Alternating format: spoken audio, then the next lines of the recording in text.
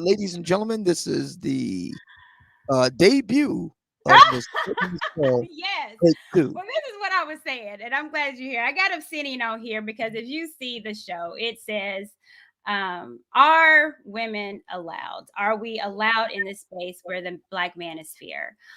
There has been a lot of talk with Jessica X. A lot. I've been able to work with her and been on her show, and she's been on mine. And I think that she's absolutely awesome. She's shown me nothing but respect and was able to give me a platform when I was going through some things, and she allowed me to speak. So for that, I am forever grateful. But I know her name has been popping up. Being that she is a woman in this atmosphere and men do listen to her, and she's been quite successful. And me being a content creator and also a woman that, I kind of say that I'm Black Manosphere adjacent, meaning that I don't think I'm in it, don't want to be in it. I think it's important that men have their own space as far Oh, as it's with too women late now. having Oh, it's too their late. own space. You're there But now. You can't back. I'm there now, I'm sitting. Yes, you're there now. It's too late. We've sucked you in. Okay, well, slow down now. I didn't. Oh, okay. Well, I've, I've always said this, and I've always said this to you how I do respect the space as far as the content creators that put hours on end on working um, on videos and counseling men and having Patreons that, are trying to have men level up and teach a lot of stuff that we weren't taught when we were younger, women and men. I respect the space. And I do think that there should be a space for men, but I don't think, as far as with me, women are trying to invade. So that's what I kind of want to talk about with you today, again, because it's been a lot going on.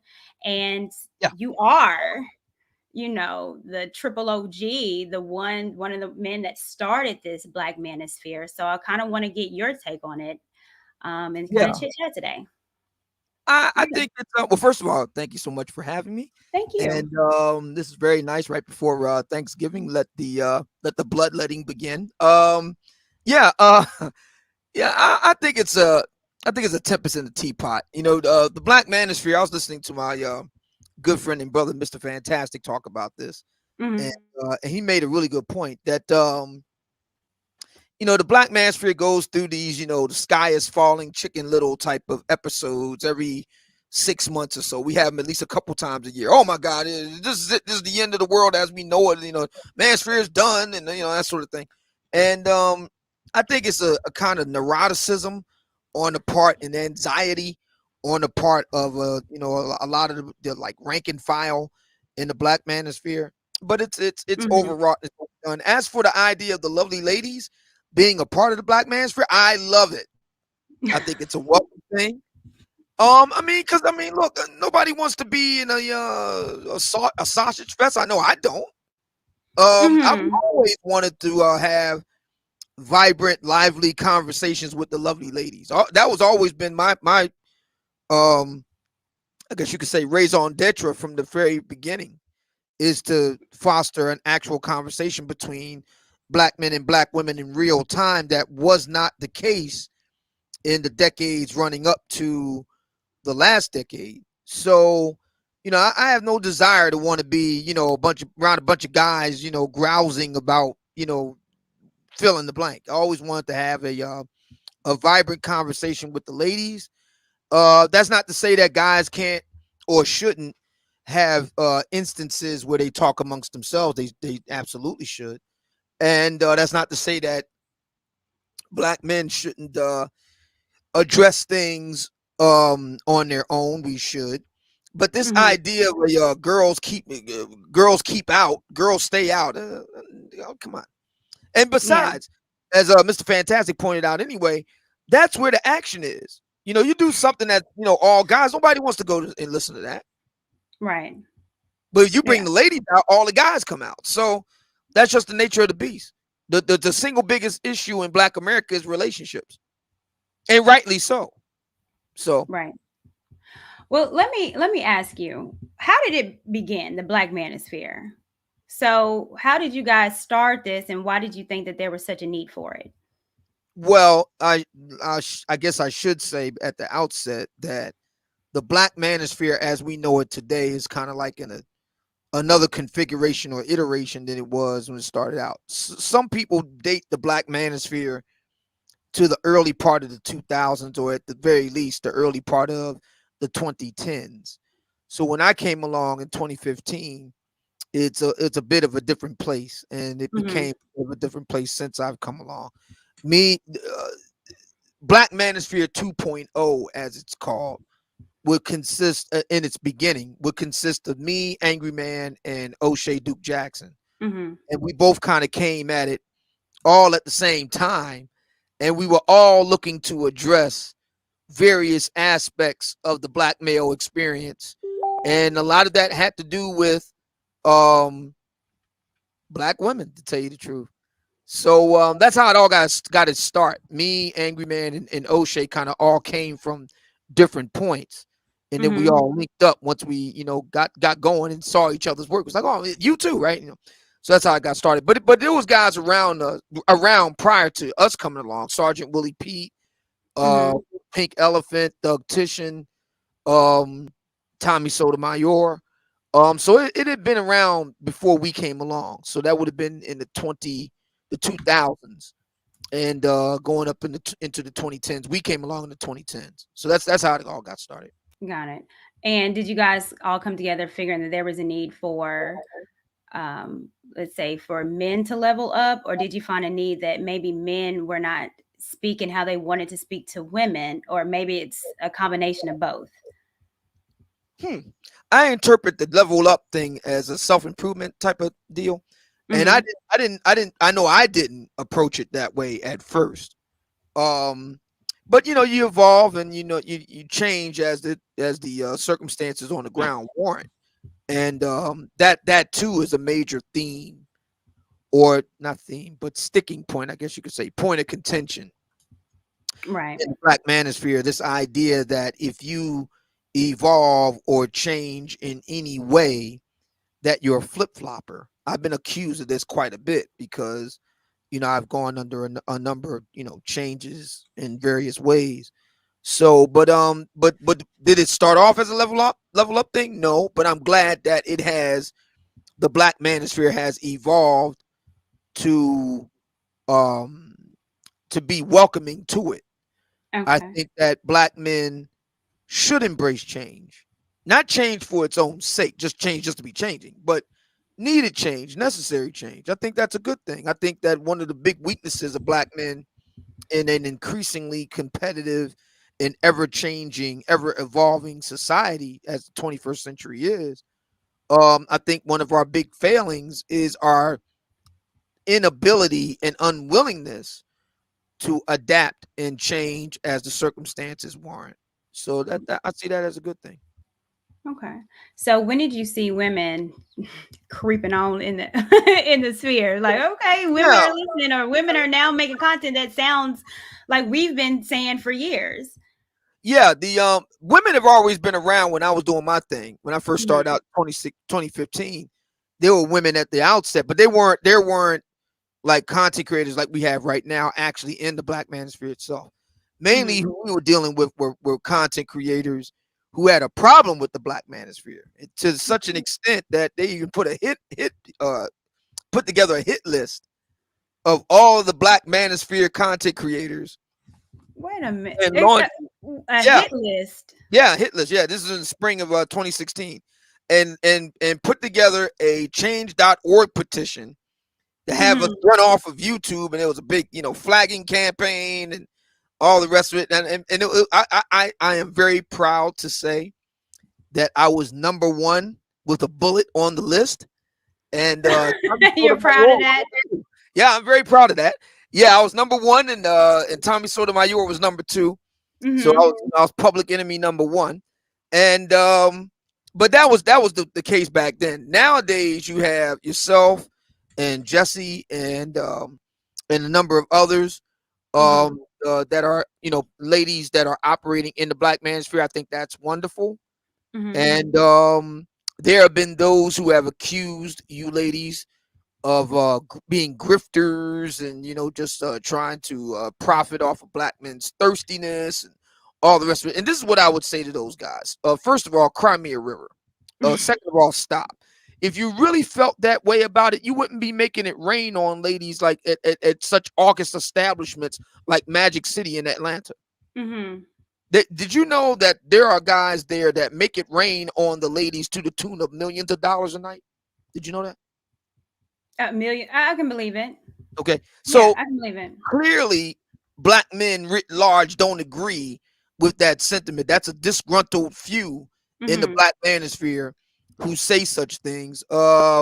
Women particularly, comely lasses, Mm-hmm. have always enjoyed male attention. I don't see why that would be any different here. Right. Yeah, that's true. And I think last show I was on, I was looking at the comments. I did O'Shea, and it was a lot of comments where men that was like, she just wants to take the black man's dollar and she's just trying to, ride a wave. Well, And in my if that's true, Mhm, I don't know if you're. There was a singer mhm. in the 1970s named Bill Withers, right? Yeah, So he yes. made this song called "Use Me," right? So Well, don't use yeah, me up. yeah, Yeah, come on now. and his buddy calls himself going to save Bill from himself because this woman that he's involved with is no good to him and all the rest. He said, "Listen, brother, if you only knew what I knew, you'd be wishing you were in my shoes." Mm-hmm. Okay. Now she keeps on using me. Good. I hope she used me up. There's a lot of guys that good. They want to give women, beautiful women money. That's how it works. Mm-hmm. Beautiful women get things.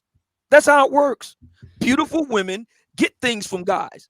Guys say it all the time. I mean, it's just like Chris Rock. Mm-hmm. Look, you ever hear the routine from Chris Rock? You know, would you like some help with those groceries and some dick? Would you like would you like me to help you with your car and some dick? Would you like Mm-hmm. me to would you like me to help you across the street and also some dick? I mean, that's the way it works. Right. Beautiful women get things from guys all the time. Now, would that be called simping? No, that just becomes human. Mm. I'm glad you brought that up, though. So you Mm-hmm. have to look at the source. You have to consider the source. Who are the guys that are talking about you're a simp? I even heard the phrase of one fella in the black manosphere who, by his own admission, has had dry dick syndrome for 5 years.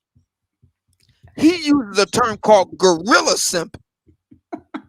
Now I've heard of simping before, but gorilla simping? Now, the question I have for him is, okay, so what gorillas do you actually know that Mm-hmm. are simps? I mean, maybe he does know. I mean, gorillas in the mist simping. I don't know what that is, but he has a phrase that he calls gorilla simping. Yet and still, he hasn't seen any viscous innards for 5 years. That's a long time. Mm-hmm. Yes, yeah. That's a long time to be out in the wilderness. Whew. Seems to me he needs to be doing some gorilla simping so he can get his stuff straightened out. Mhm. He's incredibly backed up. Pressure bust pipes. Yeah. Well, goodness. Well. Okay. So let's talk about that because I tend to believe that there's a lot of men in the sphere that I've, just looking at comments and listening to that maybe don't want women in here because they have a gripe because they do have dry dick. And this is a space where they can gripe and complain. And then once you bring women over here, that it's not necessarily the status quo or maybe a little different than what, has been propagated from a lot of times, then it's like, man, wait a minute. Now this changes the story. Yeah. Because if there's a woman that is listening to men and respects men, but I still can't get a woman and I'm still dry, Uh-oh. then maybe it's a reason why they don't want us here because we might change it up and then they will have to look at themselves. Right. Exactly. Mm-hmm. So yeah, there's this sentiment in a black manosphere among some brothers, and again, you have to consider the source. That their argument is that all the women are like that. Now that's ridiculous. I mean, come on. That none of us brothers would be cool with black women, and there are black women like this, right as we speak, who want to typecast all black men as one way. Now none of the brothers would agree with that, present company included. So we don't even sound right attempting to typify all black women as one way. You know what I mean? So yeah, those guys who want to do the whole, not all uh argument, they Mm-hmm. they mark themselves out as suffering from an acute case of dry dick. Dry dig. Well, I will be using that terminology Yeah. because I like it, because it is. And then also agree on the other side, where you have another women's sphere that, is not so agreeable or wanting to work with men. They're the complete opposite. And I feel like it's because they've had bad experience or they can't get a man. Well, it's the same deal. Yeah. They've been going quite a long time without their bottom being happy. So so yeah. Look. So it's the same deal. The sexual repression, is that what we're talking about now? The Yeah. people just not getting no love. Right. And that's a real thing. Yeah. And in some ways, it's even worse because these ladies really go off the rails with some of the stuff that they say. Mm-hmm. So Yeah, we got some problems on both sides here. mm-hmm. And what's interesting is that as more black men and black women talk to each other, doesn't necessarily mean we're always going to agree, but Right. as more of us talk to each other, I submit that you're going to hear more shrieking on both sides. You're going to hear more charges of gorilla simping and zebra simping and whatever, water buffalo simping and whatever. And then on the other side, you're going to be talking about, well, now we not only got to abort the male babies, we got to abort the female babies, we got to abort this, abort that. So Mm-hmm. we're going to hear more and more this rising crescendo on both sides, who are kind of like on the periphery, while the Mm-hmm. black men and black women who do want to talk to each other actually do that. We're gonna hear a lot more of that. Right. So, talking about, like Jessica X and even like Crimson and Cure, these women have been very successful in their own right in this space. Um, and I've kind of seen where that was an issue, as far as how many followers they get and how well their videos do. With some content creators that has been doing it longer, but not has had the success like those two particular women. Do you think that's also maybe an issue? I don't want to call it jealousy, but the fact that women are coming over and doing some great numbers compared to some other men that are not, and they Yeah, feel a I certain think it type is of way. jealousy. Yeah, I think it is jealousy. Mm-hmm. I think it is jealousy because you have to look at other black men who are doing very well. Mediocre in tutorials and reviews does well. The Right. lead attorney does well. The outfit that you formerly were associated with, the Lapeef Network, they do well. Mm-hmm. So Mm-hmm. you can't use gender as the reason why you're not getting on. You got to look at other reasons why you're not getting on. Maybe you're not using the right equipment. Maybe you're not, talking about the right stuff. Maybe you're not. It's a whole lot of different reasons other than black women are coming here and doing well because they're black men who are doing well. Right. So you have to look at yourself. I think what the ladies do, I think, is it forces guys who speak like this to take a hard look in the mirror at themselves. Mm-hmm. Because it takes more than just a pretty face to get on and make a real go of this. I mean, you can have some early success with it, but if you're going to have sustained success, you have to have talent, you have to have work ethic, and you do have to have some degree of technical skill, either Mm-hmm. yourself or you farm it out. But either way, you have to have some degree of it in order to be able to have any type of sustainability and longevity. So you can't just chalk it up to just being a female. That no, it's Yeah. it. Jessica X and Kendra D's the Crimson Cure channel and Danica Marie and now Mm-hmm. you. Y'all guys are here for a reason. It's not because you're just merely female and nice to look at. That's part of Mm-hmm. it. But another part of it is because you're talented, you have work ethic, and you have some degree of technical skill. Either you're doing it directly or you're farming it out. And Right. that's something that the guys need to learn from. Or step aside. They could do that. So let's talk about the attractiveness, because that's come up as well. Where it's like, the women in the space, in order to do well, you have to have some kind of level of attractiveness. Like you can't be looking like, someone's left heel of a foot and Right. then come in and expect to do well as a woman. Now, Well, I men, of think that's course. true as a man too. I mean, look, Black Okay. women is, I don't know where this came from. Mm-hmm. This what I'm about to say. I don't know where it came from, but I'm going to address it now. There seems to be a perennial type of debate Mm-hmm. going on where the notion goes that black men in the black manosphere think men's looks don't matter. I don't know where that came from, so let me just speak to this right now. Okay.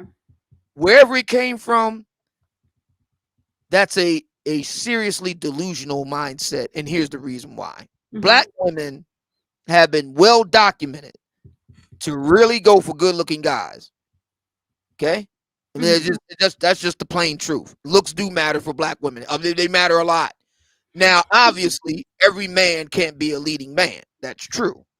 However, every man can be reasonably in shape.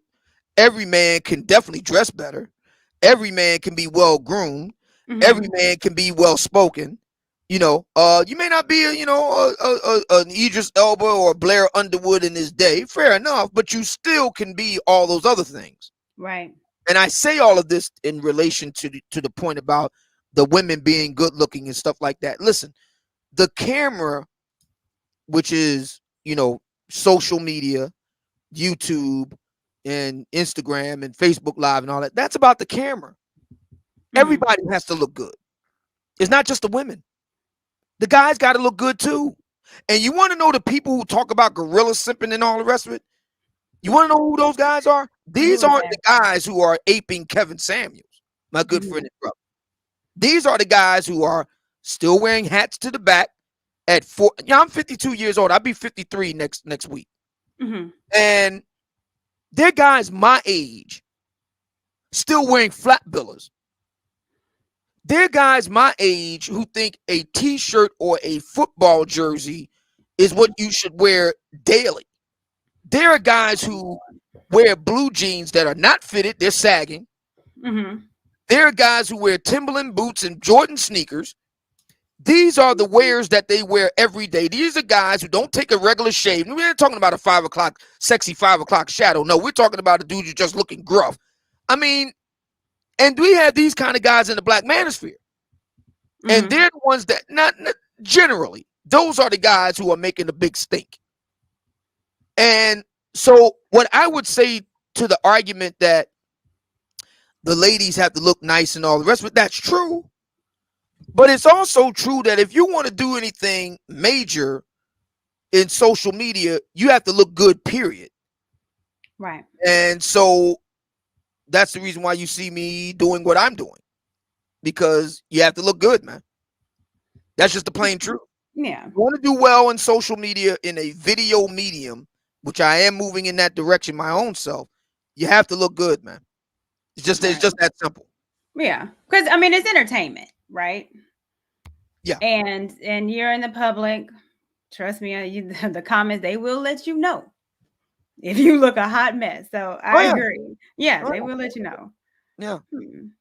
So I don't think it is true that the lovely ladies in the black manosphere operating in, or like you said, adjacent to the black manosphere. It is true that they look very nice. Matter of fact, there was somebody that paid you a huge compliment, and I said, yeah, she's cute as a button, no doubt about it. So I mean, Who it, said it that? I can't remember who.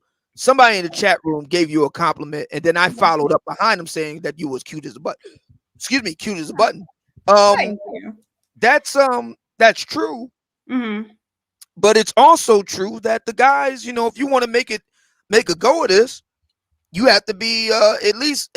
Let me put it this way: you can't just make people want to throw up little bit in the back of their mouth when they look at you. At the very least. Mm. So yeah, and the guys who do the biggest talk about these things, they look rough, Mm-hmm. and women in particular don't like that. They just don't. If you're gonna Yeah. rock a street aesthetic, you got to do it a certain way. Yeah, I understand that. Well, let me ask you this too, because you've been in this sphere for obviously a while. You're, like I said, one of the godfathers of here. Um, what do you see happening with the Black Manosphere for next year? Because this year is taking a whirlwind. Yeah, Um, you Yeah. know, where now it is going mainstream. It is mainstream. So, Yeah. what is it that you're wanting to see, or what do you think is going to happen with next year with the Manosphere? Do you think it's going to grow more women? It's going to go, TV, movies, on the big screen. Like, what do you see? Yeah. I do think that that the Black Manosphere will continue to grow in its influence for a number of different reasons. And what I've been saying in my little corner of the universe is that the Black Manosphere has to transition from being guerrilla fighters in the forest and the jungle and mujahideen fighters in the mountains. We have to transition to being rulers now, and Mhm. that's a completely different animal. Fighting, being a revolutionary type, is one thing. Mhm. Uh, but being a diplomat and a statesman is something else. And so we fought to get where we are, and we more or less won the gender war battle. So the Mhm. question now becomes, where do we go from here? And I think that's what we um that's where I'm at with it. I don't know if you've heard that I'm involved with a outfit called the Black Manosphere Meetup. It goes down next week in Atlanta, and Mm. I'll be there for my 53rd birthday. As a I matter of didn't fact. get the invite. Oh wow, yeah. Well, yeah, you can come on down. It's going to be at the Westin Buckhead, and Okay. December 3rd and 4th, and Okay. yeah, and tell them that I sent you, I and will. yeah, it's going to be a lot of fun, and I think that Mhm. that type of taking things from social media to real life and actually addressing real concerns and issues in real time. I Mhm. think that's the direction that the Black Manosphere needs to go in. That's what I'm hoping to do at the end of 2021, going into 2022. So I do think that the Black Manosphere is going to have a lot more influence as we go into 2022. Well, Yeah. let me revert back because you said something interesting. You don't think that there is still a war going on as far as gender wars? No, Okay, well, I mean that's please not to tell say, me. yeah, that's not to say that there isn't still some sparks flying and stuff like that. But Yeah. the very fact that, like I said earlier, I remember. That really sound like an old timer now, right? I remember Mhm. 5 years ago that black women were hell bent on running the Black Manosphere off of YouTube. Mhm.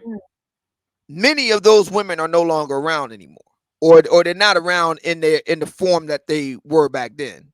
Mhm. And the Black Manosphere has only gotten bigger and grown.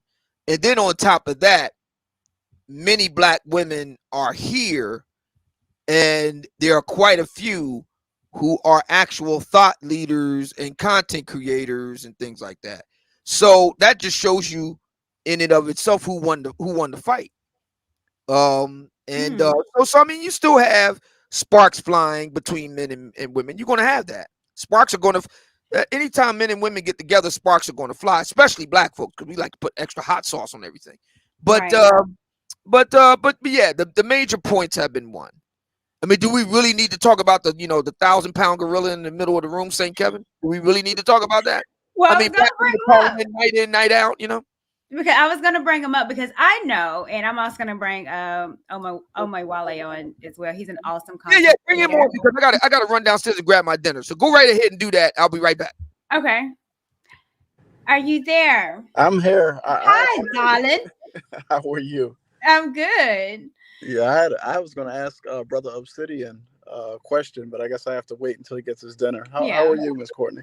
Well, I'm doing well. Well, let me ask you while we're waiting on Obsidian Hmm. on what you think as far as with women coming into this manosphere, because I know that you said something and you've made content about it in particular with Jessica X. I mean, are women welcome here? And are you seeing pushback with women now speaking on these black male dominated platforms?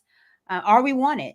I mean, I think you're definitely going to have, pushback, Mm-hmm. just simply because um, I lean towards what Brother O'Shea mentioned, right? It's an Mm-hmm. economy, right? The whole content creation it's a business. People are making money off of it. So there's always going to be like an element of competition. And Mm-hmm. I think that some men see that attractive women have an unfair competitive edge in that Mm-hmm. competition. And that if they are very comely, or if they can look sexually suggestive in front of the camera, it's very easy for them to build, an audience in this particular atmosphere. So some men are very frustrated about that. But I think that that just comes with the terrain, right? YouTube is an open market. Mm-hmm. And if you have a skill set and you have talent, you can pretty much take your talent to whatever sector you choose to create content for. So, I tend to agree with O'Shea that like when men build something, right, the men, right, O'Shea, Obsidian, Angry Man, they built an institution, they built a home. Mm-hmm. And the women are naturally going to come in once you start institution building. That just comes with the game. But with that being said, I think that there are also women who are predatory in a sense, and that Okay. the manosphere being as though it creates a situation where you're like shooting fish in a barrel. Mm-hmm. What I mean by that is like, you do have like those female Derek Jacksons who see that this is a space where they can build an audience and get a lot of money very quickly, by just pandering to men and telling them the things that they want to hear about other women, even if they themselves don't necessarily uphold those things. So, I don't know how Yeah. that is to be dealt with because we don't own or control the space.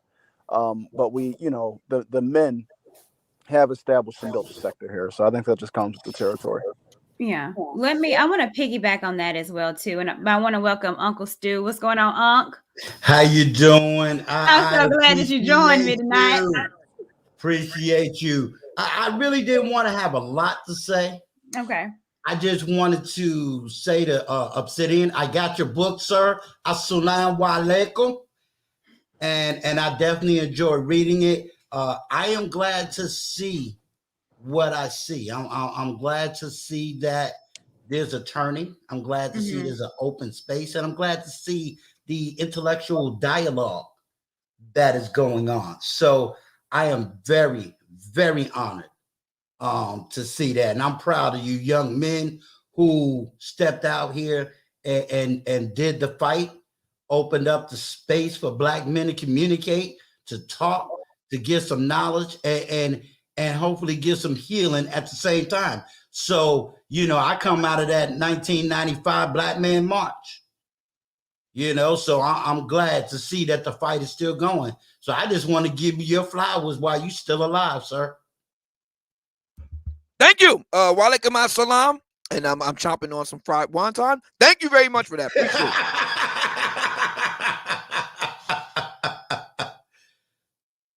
But I'm proud of you, Courtney.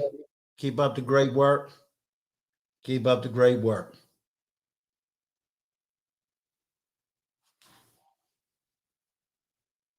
I want to piggyback. Thank you, Unc. I want to piggyback as far as with a lot of men that have said that there's women here that are pandering and are just saying what men are saying and regurgitating it. I tend to agree.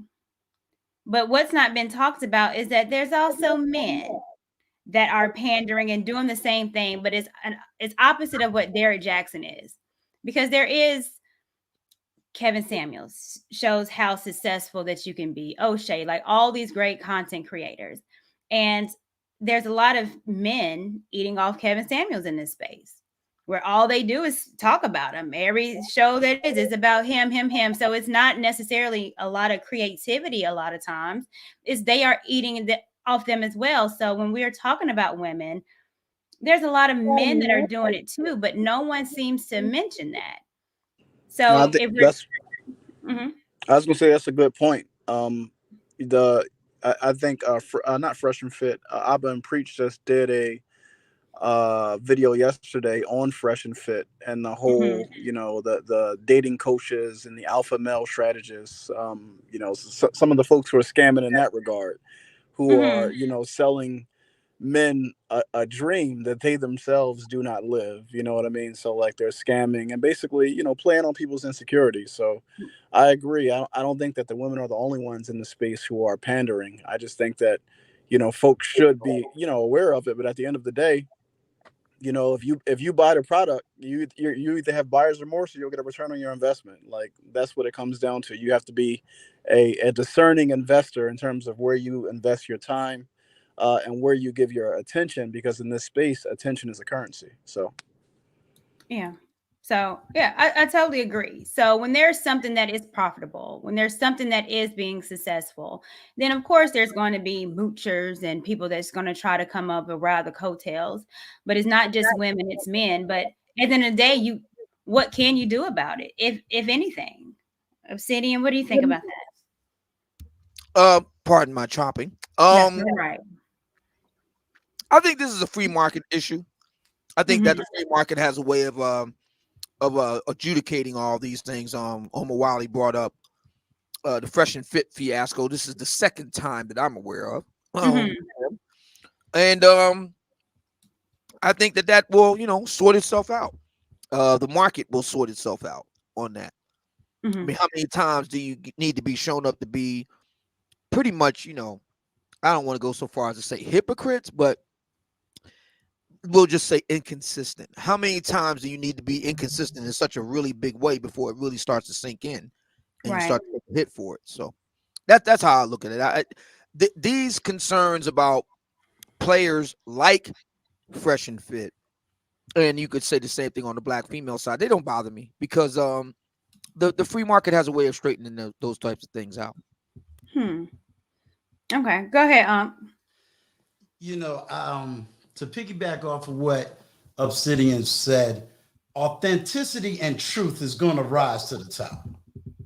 And one thing that I've learned in my life of living is if you're authentic, regardless of what's going on around you, it's going to rise. So if a person gets on this platform and says, "Well, I'm Manosphere, or I'm this, or I'm that, or whatever," if they're not authentic, it's going to show in some shape, form, or fashion.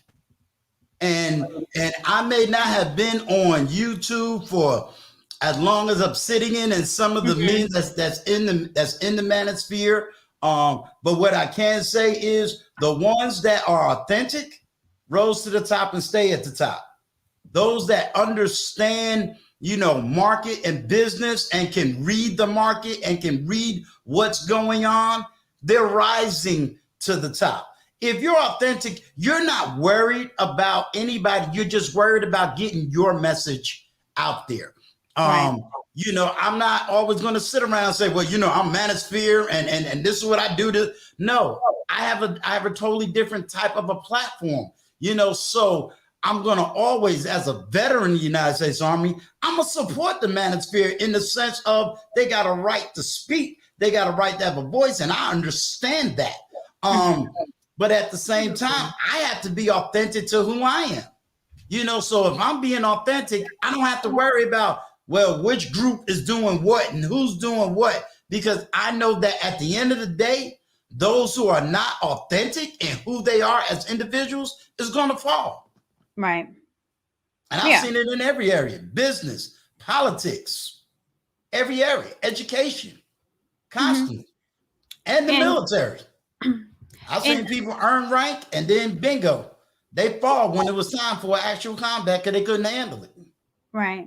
And I'm going to let TJ, thank you for popping up. I'm going to let you speak as well, TJ, but I want to say this with the being authentic because, me speaking truth and about me in particular, I've gotten she's a chameleon and she's a panderer and she's fake feminine. And I've gotten all those and I continue to this day, which now I done got used to it because I'm just like, yeah, okay, I'll be all that, but I'm still here and I'm still saying the exact same thing. But I'm kind of learning, especially with the women that's getting in here, is that, you gonna get hazed. Because people are wanting to know, what is your angle? Who are you really? And I can just say, I've never said that I was the most feminine, quiet mouse church girl.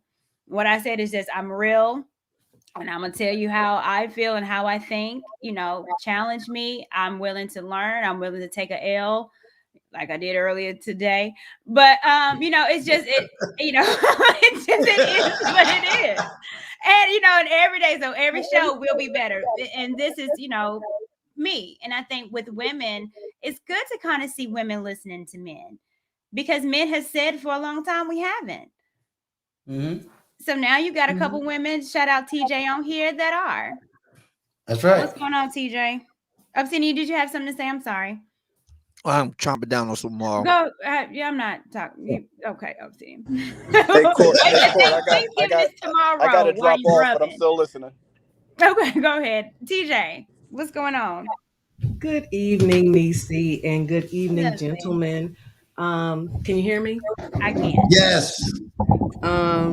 Well, Uncle Stu, I think summed it up. Authenticity and is going to show. But here, listen up, Nisi.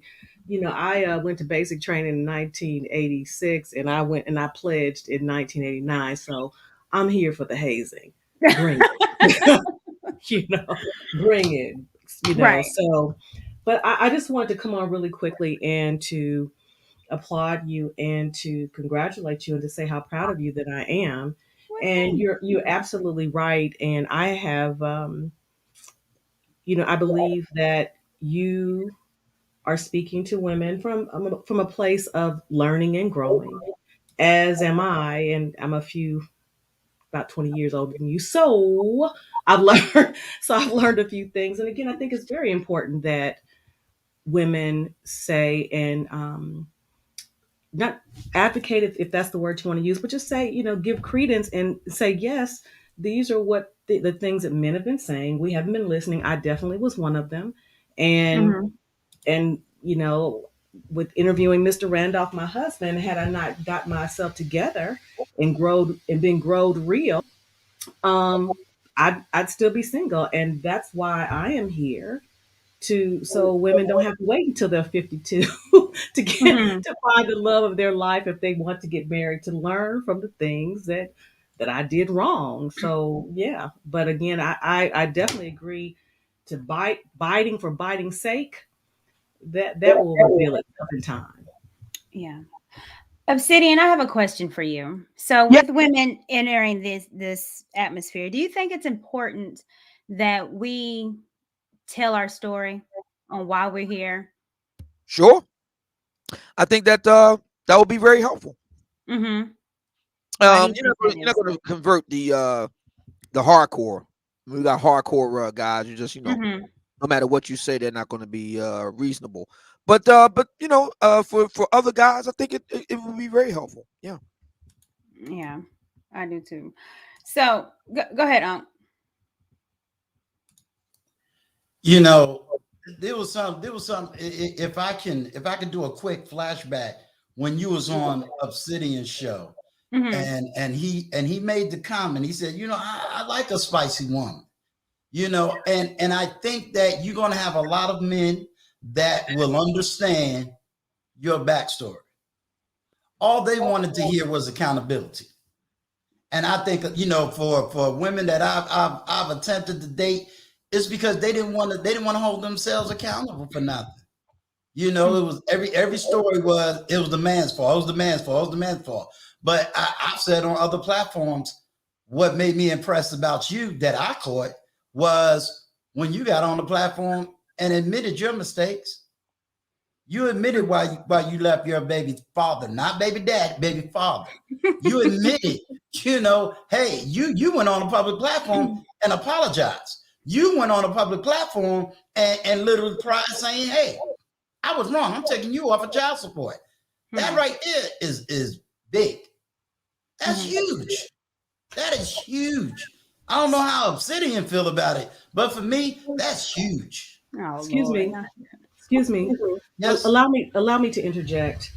And to that point, even with her apologizing, the people, some people in the comments, well, what did she do? That's not your business. It's not your business what she did. It's the fact that she allowed you in and she took accountability for her actions. It's none of your business. And it's not to say that the other person didn't have something to apologize for. We don't know. It's not our business. Yeah. What is our business is that she invited us into it to show whatever it was, this is the part I played into it. Yeah. I think it's important. The reason why I did that is because, you know, men have been saying for a long time that women are not holding themselves accountable. And what I am seeing is that men are just wanting you to, you know, if you fucked up, say it. It's not always the man's fault. It's not, you know, women, you got to take some L's here and there. You can't just keep blaming it on the men. So I did that in particular, not for everybody just to be in my business. It happens. But to say, I'm listening and I hear you. And you want to see someone hold accountable? Let me show you what accountability looks like. To my ladies, this is what it looks like. To men, women can, and women are wanting to. And again, that's why I think it's important that women have something to say in this, because men need to see that all the work that you've been putting in and the videos and the time and effort is not, you know, on closed ears. Like we're listening. And I think it's important that men know that women are listening. And this is the last comment before I leave. And see, the L doesn't necessarily have to be a loss. The L can be learning. How about that? How about let's take the L, instead of it being a loss, let it be a learned experience. And on that, I'm out. Good night. You all have a wonderful Thank you, Thanksgiving. TJ. Go ahead. Well, I'll see you on your channel, TJ. Yes, ma'am. All right, dog. What's up, Rilla? Do I need to bring back the introduction, Chicago Rilla? Well, he'll pop up. So Obsidian, let me ask you this too, because I do want to talk about who you call Saint Kevin and how huge he's been in with this in the Manosphere, making it go mainstream, but in essence also bringing a group of women with him. A lot of people got introduced, you know, me to the Black Manosphere really through Kevin Samuels. And I think a lot of women have, because he was speaking to women and having us kind of open our eyes and be like, well, Naren, this is me. And if I'm thinking like this, how foolish I've been. Right. So what do you think? How big of a role has he played in women coming into the atmosphere now? A very big one. Yeah. Probably, I think it's probably fair to say he's probably done more to bring women in it single-handedly than anybody inside the Black Manosphere itself up to this point. And I think that's a good thing. Like I said, now we're having actual conversations back and forth, and doesn't necessarily mean that it's always going to be pretty. Yeah. But we are talking, and that's a good thing. I do too. So we're going to be talking about marriage, Obsidian. Yeah. Are you going to get your men to look at marriage a little differently than it has been? Well, you know, it's interesting you say that, because let's talk about that. Yeah, I was over on Bernard Riley's show earlier today, and we were talking about the Fresh and Fit fiasco and the part 2. And I had made the point that studies have shown that Black men that are single and childless, 53% of them want a serious relationship or want to get married. So this idea that there are a lot of guys out there that just don't want to be bothered with women at all and all, that's just not true. Right. The empirical evidence doesn't support it. So my question became, why do we keep perpetuating these? I'm not going to say it. Excuse me, I'm not going to go so far as to say it's a lie. But what I would say is, why do we keep saying and doing one thing when it's clear that we want something else? And this is not something that Black women can or should solve. This is not a problem for them to solve. It's a problem for Black men to solve. Black men have to create the cultural space for Black men to say, you know what, man, I really want to get married, or I really want to have a relationship. You know, what I think is really sad about Fresh and Fit is that and this is for both of them, because earlier this summer, it was Myron who was in the crosshairs. Now it's his partner, Fresh. I believe his given Fresh. name is Walter. I Right. believe. So it's both of them. And what I think is really sad about that whole ball of wax is that these guys have to put all this artifice out there to simply try to get to them wanting a relationship. And then when they do so with the worst kinds of women for a relationship. Mm-hmm. There's nothing wrong if you just want to have fun and y'all guys just hang out and good time. There've always been good time Charlies and good time Charlene's in Black America. That's always been true. So I'm not judging anybody for that, but I do have a problem with and it goes against the old barbershop truism that you can't make a hoe into a housewife. Mm-hmm. And that's exactly what these guys are attempting to do. And I think it's really sad. And it's sad. It's a damning indictment on Black American society, Black men in particular, where you have Black men who cannot even say in the company of others in public that they want to have a relationship or they want to get married. That they have to go through the artifice of a Playboy lifestyle Mm-hmm. to do it. I think that's sad. That's a damning indictment. And I think that the Fresh and Fit episode, the two bookending episodes, the one in the summer and the one that just went down, I think that the time has come for Black men to ask themselves this question. What is it going to take for us to be able to change the conversation now? Or are we going to continue to go down the path that Fresh and Fit have laid out? In other words, we got to keep going down this, Playboy, path, and then finally at some point, wind up to getting a relationship when that's just not what the data indicates. Most guys don't want to be Playboys. Mm-hmm. They just don't. Most guys want to get a wife or a girlfriend. How do we move in the direction of having that conversation? I think it's very sad that we can't even talk about it. Yeah. Go ahead. And I see this is something that Black men have to take on. This isn't Black women's job. They can't fix it. Only Black men can fix it. Mm-hmm. Well, Mr. Obsidian, I'm gonna let you know with all boldness, that conversation is already being taken place, sir. I definitely have the platform that's doing that. I have that platform that's talking about Black men, getting their minds right, their house right, and getting into marriage. I'm not ashamed that this brother right here getting ready to put that ring on it and get him a woman. I ain't ashamed, bro. So, Come on, if you're looking for at least one of them platforms, you got it right here. Mm-hmm. So there is no shame in an educated Black man's game about that. But I also let women know that a lot of women aren't ready to be married, and I also introduce the Black men on my platform who are ready to be married. Some is in that qualifying state of the 6 figures, no children, and they ready for that one right woman, and they're struggling to find that one right woman. So it's not a mystery, and the platform is not hidden. And I stand with all boldness. I'm sitting right in front of you if you're looking for that kind of platform. Yeah. I think we need I think the conversation needs to shift, and I think more Black men like Uncle Stu, and others, definitely have a role. I was saying to Bernard earlier today, Black men, no matter where you are in it, whether you got a really big channel like a Fresh and Fit, or whether you have a little small channel, or you have no channel at all, Black men across the board have a role to play in this.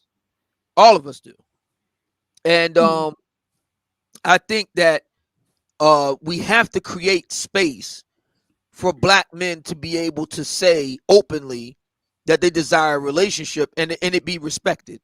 That we don't attack them for being a simp or being a beta and all this nonsense. Because that's just not what the data says. The data is very clear on what Black men desire, and I think the time has come that we all respected that. Yeah, I It's agree. funny, me and Chicago Rilla just got finished having that conversation just the other day on my platform. We just got finished. Chicago Rilla, I hope you up here and speak to that. We just got finished talking about that.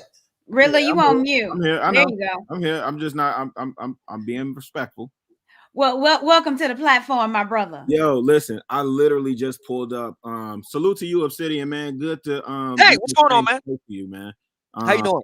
Absolutely fantastic, my brother. Good to hear your voice, man, and good to see you up here on this platform. Same here, man. Looking forward to getting up with you on 2022. Man, indeed. And I literally just pulled up just to support my sister. I have nothing to add to the conversation. Nothing to add. I just wanted to stunt in front of her and all of her light-skinned glory. I will say, and I believe, I hope I don't get it confused. I don't know if I was on King Talk. It's just too much going on. But I know with Uncle Stu, we was definitely talking about, Jay-Z said something, they was grilling him about the Kaepernick stuff. And this is when he was inking the deal between Rock Nation and the NFL to produce the halftime shows. And he said something that kind of stuck with me. He said, I think it's time for us to move to the actionable items. And I think, to Obsidian's point, like that's where we are as men and as gentlemen. We got to hold ourselves accountable. And, we can continue to call out the behavior of the women, and we can express our preferences and all these other things. All that's cool. But, as men, man, we got to lead from the front. But anyway, I don't want to get into all that, Court. I literally was just pulling up to show you love. I see that subscriber count is up. I see my people better get them likes up. Hey, get over. Hit the Cash App. Feel like you wait. I'm just here to put some paint where it ain't. You understand me? Thank you, really. I appreciate it. Yes, ma'am. Peace, peace, peace. Thank you. So I do see, and what you were saying, Obsidian, as far as with next year, things shifting, and I see the essence of Black women and men collaborating more, i.e., what we're doing now. When I get on your show, Obsidian, or with Uncle Stu, the collaborations, I see that. I also see that doing in real time with relationships. I see, we are getting better, and I think was the goal, and I think, excuse me if I'm wrong, that was the goal with the Black Manosphere, is, getting better, getting kind of women to understand where we're coming from. And now that I see the pendulum changing, ain't no telling what's going to happen next year, but I think it's positive, and I'm excited for it. And I'm going to say this, Obsidian was given an understanding of Fresh and Fit, but it goes right back to what I said earlier. Authenticity is going to rise to the top, and fakeness is going to go down. So only thing that Fresh and Fit exposed was those that was fake versus those that are real. It's one thing to have a legitimate pain and a legitimate complaint, and to fight for that through that pain and through that complaint. But as soon as those things starts to, change, guess what? Those who's going to be loyal to you is going to be loyal. Those who's not loyal is going to run away. So, I wouldn't even say, Mr. Obsidian, to allow that to even be a part of the conversation. I understand it has to be, but it really don't. Because again, those who understand and those who have a positive agenda is going to ride the waves. Those who has a negative agenda is going to get broken. And if a man is not willing to stand up and say, look, I'm ready to move on and be married, then he's doing the same thing as some women, which is, you got women now say, well, I don't want to say I want a man because all the other girlfriends going to get mad at me. So either we're going to stand up and lead, or we're going to stand up and cry. I'm a man. I went to the military. I know how to fight. So I'm going to get up, brush my knees off, and get up and do what needs to be done. Because if I remember correctly, God created man first to lead, to guide, to protect, and to move on. Mm-hmm. So we got to build. We can't stay in the same spot. We got to build, lead, and then the crew will follow. Yeah. I wonder why, with the smoke that Jessica X has been getting the past couple days, why am I not seeing the Black Manosphere give the same smoke to Fresh and Fit? I don't know Politics. because I don't really Yeah. follow Fresh and Fit Fiasco. I'm on my purpose and I'm on my grind to get men to do.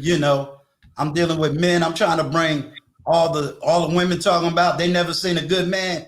I'm just trying to bring the good men to the platform so they can be exposed and the good women can rise up and do what they have to do. And the men that need help to rise up a little bit more, then that's what we're here to do, is to educate, provide, mentor, guide, and let them be the men that they know they can be. No victim Olympics over here. Yeah. Obsidian, you have anything to say about that? Yeah. Well, Jessica is a convenient target, Mm-hmm. and Fresh and Fit sell a fantasy. A lot of guys, they kind of live vicariously through these, or who they think these guys are, and it's a very powerful thing. I was watching Omar Wiley's question in the chat room earlier, asking about the ladies pandering to the fellas in Derek Jackson-esque fashion. I would respectfully say to him that you're barking up the wrong tree. Who you need to be talking about in that respect is Fresh and Fit. They're selling a fantasy to these guys in Derek Jackson-esque fashion, and it's a fantasy that, like Derek Jackson himself, they don't live up to their own selves. Yeah, I brought that up. I was I was on here with you, Obsidian. I just wasn't. I was on my phone. I'm the one who brought up Fresh and Fit and said that they're selling the same fantasy as Jessica X. Yeah. I mean, yeah. I think that's the much more accurate direction to go in. Not so much the lovely ladies. I think anything that the lovely ladies in the Black Manosphere at present to date are doing pales in comparison to what Fresh and Fit have done. Absolutely. Actually, it was Courtney who wrote it up because you initially said that a lot of folks have smoke for Jessica X, but aren't really mentioning some of the guys in the space who are doing the same thing. And that's when I brought up Fresh and Fit, basically saying that there are dudes who are pandering and using smoke and mirrors to hustle guys out just the same way that the girls are doing. And I agree with you that if you have a free market, right, there are no borders to this thing. Like nobody can stop you from coming in and out of the space. So people have to use discernment to determine like where they're going to make the investment of their time, because in such a space, your attention is a currency, right? So there are lots of folks here selling fantasies and hustling and selling dreams and whispering sweet nothings into your ear. But as the viewing audience, you have to be able to discern. But suckers get licked. That just is what it is. Yeah, I agree. And I woke up this morning with watching the Abraham preach, and then I peeped into Bernard's show as well too, talking about it. And I'm just like, okay, we've already got the Myron thing, and now with Fresh Walter. And I'm like, okay, they're selling dreams. Everything that they're saying on their platform is not how they live. And the thing is, you can say anything about Jessica X, me, Kendra D, whomever. But there's not been a one time where I'm on here saying something about men and how women should act, and then I'm just out here twerking, if I'm saying I don't want to twerk, or I'm just out here with busting it wide open. So it's like, how you're living or how you're telling men to live, but you are completely opposite. You don't want, don't be with the hoes, but yet the woman that you are with obviously was having sex with a couple other guys in the studio, and then you chose her. She can't even kiss you, but you probably got on yachts. It was just so confusing. And I'm just like, well, where is the smoke for these guys? Where are the men holding these men accountable? Shout out to if you don't mind, I just want to give a shout out to Abba and Preach for the classy pettiness is just on a different level. Like, I mean, I was loving it. That's definitely a classic expose of yes, it was the Simpingtons, in the space. So that was very interesting. Yeah. So that's what, I was wondering. I have a question too, because I get tired of the word simp. And, I don't know if I understand it where it comes from, because a lot of, he's simping, he's simping, and simping. Like, I can understand with the fresh and fit.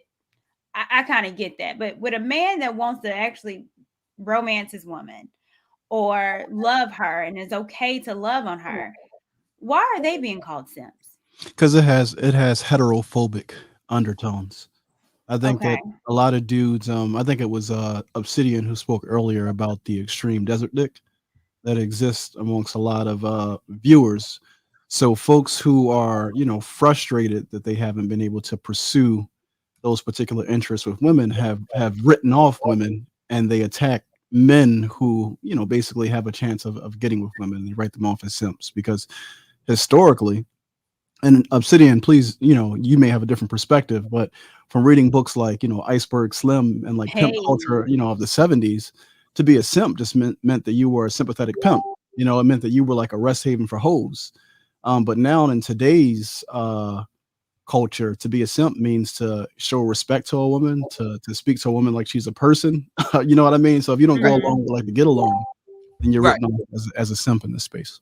Yeah, I'm glad you brought that point up, Omawali, because yeah, I have a lot of respect for Robert Beck, aka Iceberg Slim. I don't know if anybody else is aware of this fact. His memoir, "Pimp: The Story of My Life," is one of the most commercially successful books ever written by a black person. I don't know if Mhm. anybody's aware of that fact. I didn't know that. Yeah. Very bright guy, and he had a hell of a life. But I kind of cringe a little bit when I listen to guys this deep into the 21st century kind of harken back to him as like a major source on how to deal with a long-term relationship. I kind of Yeah. cringe at it. Yeah. Mm. No doubt he had a lot to say about street life in Chicago in the 30s and 40s. No doubt about it. And pimping and so forth. No question. But I'm sorry. We're in a different period, a different era. We know what it takes to make a long-term relationship in a free society work. It takes education. It takes a certain type of acculturation. It takes strong communication, negotiation, skills, certain other type of social skills and things of that nature. I think that's the direction that black men have to move in, especially since so many black men want a long-term relationship. I mean, even Iceberg Slim got out of the game at some point and became a square. So can't have long-term relationships and think you're going to be Iceberg Slim. The two just don't work. Now, I think I'm just old because I ain't heard this simp word until I started learning about YouTube. And Mhm. it confused me. And it's funny, Chicago Rilla and I spoke about this too. And we spoke about, Iceberg Slim coming out of Chi-Town. Being 54, what I ain't never heard the characteristics that people say a simp is. I thought that was just a black man being romantic. You know, I didn't know it was wrong to take a woman to eat and then, have unrealistic expectations as to what happened. I'm a man. If I'm going to take you out and my expectation is to go to bed with you, want to know about that before I walk out my door. Women don't have a problem receiving truth. I mean, either I'm going to walk in my truth, but if I walk with an expectation lying in the beginning and then my expectation falls, then who fault is it? So I think I really struggle with that word simp. I do understand alpha, beta, but even that is mingled based on who you listening to. I totally agree with Obsidian that today's time is different than when I came out of high school versus now.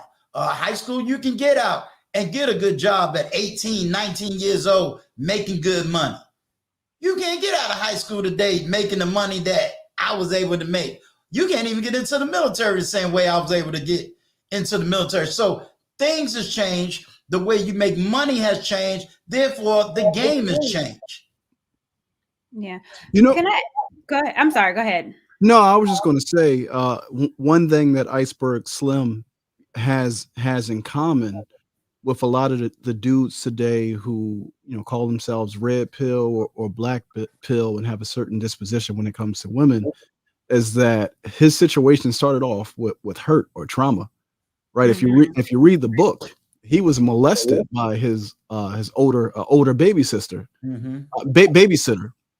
Right, she forced him to give her perform oral sex on her when he was a kid. He talks about that in the book, and it just makes me think of like a lot of the work that folks like Tommy Curry and Dr. Tiasan Johnson are doing to expose a lot of the trauma that Black men deal with in the community, and they don't even have the language to express what they've been through, and that impacts it impacts the way that we relate to women. Right, there is some unhealed trauma and dare I say, I don't want to call it hate, but resentment that a lot of Black men feel and don't necessarily have the language or the communication skills to express how they feel, and the way that it comes out is as this like red pill rage or frustration. And when you get that, then like pretty much all women are written off as your enemy. And like for me, I love women too much. I mean, you can call me a simp, but I mean, I enjoy the company of a good woman. You know what I mean? So I can't, I can't put her on the opposing team. I enjoy women a bit too much for that. So that's just me. Obsidian, did you have something to say? I agree with Omar Wally. I definitely enjoy a comely lass with a snatch waist and big legs and a nice smile. I'm sending you a Max's cheesesteak next week for your birthday, bro. Oh no, you can't do that. I no longer imbibe of the meat. I'm not a carnivore anymore. All right. And I don't have any business eating stuff like that. I have to watch my figure. There you go. That's all right. You can come on this way, Obsidian. I'm a vegan, so we good. Yeah. Well, since I got the men on here, I wanted to ask a question too, because I think my thought patterns kind of change on this topic. Do you men think that it's important that men just get to the bag and the women would come strictly on money? No. I agree. I'm gonna agree. And the reason why I'm thinking about this, my thought patterns kind of changed, because I was like, well, get to the bag of women, but I honestly don't believe that. And then looking at the Fresh and Fit fiasco and how Fresh clearly is, has money and is on these, sugar baby websites getting women that want men with money, but then just the detest of looking at him that lady that I saw in her eyes was like, no, it's not just about money. You got to have something else. It's I said, being charismatic and things like that and confidence, but I truly don't believe that just getting to the bag, women are just going to come. They might come to the door, but like the little white lady looked at Fresh and he tried to go in for a kiss and she was like, "Do I know you?" Yeah, that was very wow. Yeah. Here's the thing though, Court, that we exist the 21st century with all this technology that we have. It's created an opportunity for a lot of women to be hypergamous in the sense that their perceived options now extend far beyond their locale. So the men in their immediate environment no longer have access to them in the ways in which they would have had access to some of these women in previous generations. Right? There's a reason why men under the age of 29, I forget what the stats are, and Obsidian, you're great with stats, so you might know this, but like the percentage of virgins or men who are just pretty much are suffering from extreme desert dick. right? So when we talk about, you know, the sexual marketplace, Oh, it's a very real thing. It's a no, very I'm real. saying, What he's listen, saying is a very real thing. Yeah. when we talk about the sexual Mhm. marketplace, we often focus the conversation on the women, but on the other side of that coin, there are a lot of males who have been rendered obsolete due to the changes in technology and the current societal and economic trends. There are plenty of men who don't even stand a chance. They're no longer buyers in the marketplace because the price to purchase is getting a bit too high. And and I go with everything that Chicago Real said that you just posted. But I'm always going to add the caveat of having spirituality because for me, spirituality, I'm not going to just label one theology. Spirituality for me is the ultimate defining of accountability. Because if a man can hold himself accountable under his spiritual guidance and leadership, then he can lead that family because spiritual guidance is going to give him everything he needs. It's going to give him integrity. Integrity means to be one. It's going to give him vision. He's going to understand the vision. It's going to give him character. It's going to give him accountability, not only within his one secular, but whether you're a Muslim going to the masjid and you have to deal with the Muslims and deal with an imam, or you're a Christian dealing with a preacher, or you just on your own spiritual journey, you know that you got somebody that you're going to have to answer to. So it allows you to lead with a clear vision, a clear focus, and a clear understanding of the whole dichotomy of, and I know this is a horrible word in some circles, in love. Mm. So it is going to help you to lead. I almost had to say, my brother over here to my left, I'm like, bro, you got the same books I got on mine. Shout out to you. Yes, sir. Yes, sir. It's an honor. I've seen you on other platforms, so it's an honor to be up here with the two kings. I feel like a little boy up here. Appreciate y'all. But no, that's just giving y'all respect for the men that came before me. Appreciate that. Yeah. Well, I thank you guys. So I am excited, not only for my show, but collabing. I'm on a panel right now with 3 amazing men who not only do I respect, but I look up to and I go for counsel with. So on that, you guys, thank you for being a little light in my life. I don't know if you guys understand how much you guys really mean to me, but you really, really do. And if I had a bouquet of flowers, I would give it to each and every one of you guys. So thank you so much. Thank you. I appreciate it. Thank you. A lot of fun. You're going to make me cry. Oh. All right. So before we go, I can't cry in front of Courtney. I got that. No, can I give a shout out? I want to just shout out. I see Chicago Rilla in the chat. I want to shout out to him. I already told you I watched the Lapeef Network, and I enjoy that brother's perspectives and some of the balance that he brings to a lot of the discussions over there. So I want to give a shout out to that brother. Yeah, absolutely. That's my. And I definitely want to, like I said, Obsidian. I bought your book. I love an intellectual conversation. So shout out to you, sir. Thank you. Much respect to you. Much respect to O'Shea in this space. So shout out to you. Thank you. Trust me, I got stories to tell, but I'm beyond the stories. I'm looking for the dreams now. I understand. Now, Obsidian, you working on something new, aren't you now? Yeah, quite a few things I'm working on. Well, like I said, I'm heading out to the Black Manosphere meetup in a few more days. I'll be out December 1st, and I'll be there till the 5th. So there's that. And then when I come back, I'm working on 3 books. Actually, I'm working on 4.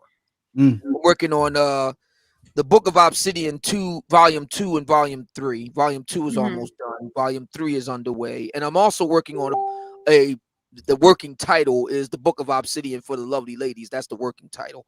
I'm working on my very first book of dating and mating for 4 Black women this time around. So I'm working on that. And kind of facing crunch time with that because I want to have it finished by the end of next month, so it'll be ready to rock and roll come Valentine's Day weekend. And I'm also working on getting my studio and all that together, so I can go live on the camera and that. So I got a whole lot of stuff working on. So Gotcha. Well, I'm looking forward to that book on the women. yeah, it's going I'm to be looking forward to that. yeah, it's going to be a pearl clutcher. Yeah. Okay, Uncle Stu, what you got going on? Uncle Stu is just trying to build and develop his platform, and getting ready to try to put some collaborations together before the year is out. I appreciate Chicago Rilla coming by and just chopping it up. I'm hoping real soon to have you and El Guapo on this. So shout out to you. So get ready. I need you. I need you, girl. I need you. I ain't gonna lie. I'm gonna definitely try to get Obsidian, because I think that for people that's in my little network, they need to hear from him. Especially the women, they need to hear, because they don't really get to hear that conversation of the Manosphere. They don't get to hear from Patreon in that area. So they need to hear what's really going on, because if you're not really deep in the Manosphere or deep going on with the politics of the man, you don't really get to understand where the twists, the turns, the guides, and the intellectualism is. And so I'm always saying that, I didn't buy Obsidian's book because he was trying to teach me how to get a chick. He was an intellectual, and I like the mind, and being a former Muslim, if you know how to speak Arabic and got that Quran, that Sunnah, I'm a man who's already made my Hajj to Mecca. So wow, really? Yes, sir. Wow. Yes, that's no, really. I mean, that's this. That's one of the requirements of a Muslim, to go at least once in his lifetime. And I do intend to roll out at least once before it's all. That's all you need to do is do it one time. Yeah. I didn't get these gray hairs by just being worried all the time. I had to earn this stuff. Yeah. I got what the funk up here. But yes, sir. Yes, sir. Okay. Yes, sir. I'm a Wale. What you got going on, my brother? Listen, we got everything going on, right? So we just had the Pick Me Pro Bowl, or the Pick Me Town Hall last weekend, and you were one of the superstars on that. Today we dropped our going off topic Black family discussion, and that was on is twerking an expression of African culture. Got an interview dropping with you on Friday on the channel. And we just put out the casting call for our next going off topic discussion, and it's centered around what came first, the simp or the 304. So we basically just want to have a conversation with the family to figure out are good girls going bad because Black men desire them to, right? Are Black men creating the demand for the 304s? I listened to Obsidian talk about the Brittany Renner situation. And I'm going to use his language, where he basically said a lot of Black men really just want the Brittany Renner, but they want a housebreaker, right? So that's right. That's true. They do. That's the conversation we want to stir up with our next Black family discussion on going off topic, and hopefully you'll be one of the panelists on that. Oh, come on now! I like that. I like getting a little juicy with it. I was about to let you guys go. If you guys want to go, you can. But I wanted to bring up, what the funk up here, because this is my guy. Oh yeah, I'm here for the duration. So. Okay, good. Yeah. Hey, what you got going on, WT? Yeah, you were talking junk about me in the chat. What? Ooh, not the smoke already. What the funk? You wasn't talking junk about me, was you? Yes, I was. Okay. So what you got on the topic? What you got? What's the smoke with? Okay. He's coming from Germany now. So I have no smoke for anybody. I'm just making points. What's going on with the funk? How you doing, sir? How you all doing? I can't complain. 2020 was the year of holy shit, and 2020 was kind of like the time when we all kind of start coming to this space. 2021 has kind of been the year where we're trying to get each side to become accountable. And I think the people who are accountable have been accountable, and everyone else, we need to start leaving behind. 2020 is the year of solutions. We need to start thinking of the big picture. And again, we have to leave certain people out these conversations, because I've heard these conversations since the 90s growing up on a Black college campus.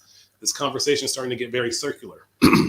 Now, about the men kind of getting upset about the women coming to this space, the gentleman next to me, he has a very absolute point, because what's the other option for them to be in the other space? It doesn't matter what they are truly, let me rephrase that. If they're pandering, let them pander, because it doesn't matter about the person, it matters about the message. And people are listening. If people are listening to the pandering and finding positivity in what they're saying, then that's all that truly matters. It doesn't matter if that person is saying it to get clout. It doesn't matter if that person's saying it to try to get the bag. It doesn't matter if that woman's saying it to try to get attention. It matters that she's saying positive things and putting positive words into the air. And that is how alchemy works. And as the younger generation starts to hear these things, it will be a balancing between the city girl culture, because unfortunately, that culture is kicking the logical culture's ass. So we need more women, even if we do not believe that they're coming from a sincere space. We need more women's voices to be mirroring some of the points that we're making, because in the end, we need to have women teaching women, and men, we need to start teaching men. And where I have a little bit of smoke for Uncle Stu is the fact is that you're an elder. Our elders have failed us, and you understand this. Our elders have not called out the men and have not called out the young men to be doing the right things. Our elders have picked up this thug culture. I have seen men older than me trying to do this whole gangster shit when I was a teen growing up. The elders have done this to try to get the attention of the women they wanted to get. And the elders have not been carrying themselves like the man that you are, Uncle Stu, and you have done amazing things. But to not be aware of the idiocracy of Fresh and Fit and other people, you are doing yourself a disservice, because you are not watching what the young people are watching. And that's where your eyes need to be, to create the legacy and to create the voice that you really can do. I hear you speaking with passion all the time, and you're amazing at it. But at the same time, it mirrors the bullshit preachers that we've had in the Black church, and you are not that man. Please look at what the young people are watching and ingesting, and then bring that passion to them. So there's a different balance. That's all I have to say. Well, I respect that, and not only do I respect that, I thank you for your praise. I thank you for seeing my genuosity, my genuineness, and my authenticity. I guess for me, and I'm definitely going to be listening. I can only speak for me. I guess I did not get into this Fresh and Fit fiasco because I'm not into seeing women being made to be drunk and everybody running after them, so you got to forgive me. I just don't follow trash stuff. Okay. But if you're calling me to have to stand up against it, then I respect that call out. So if I can only go on my leadership. If that's what you're looking for, and if that's what the men is looking for, no problem. I'll be glad to do that. We're not looking for it, sir, but that's what they need. But at the same time, people are really looking for what they need. But I'm also say this from my generation. You also said that people in my generation or my men was thugs. Not all of us was thugs. I'm a veteran of the United States Army. Not all of us also was in that Million Man March. All of us was also calling out a whole lot of stuff. Hold on, WT. Let him. Yeah, not all of us was out there being pimps and thugs. Some of us were actually fathers raising children.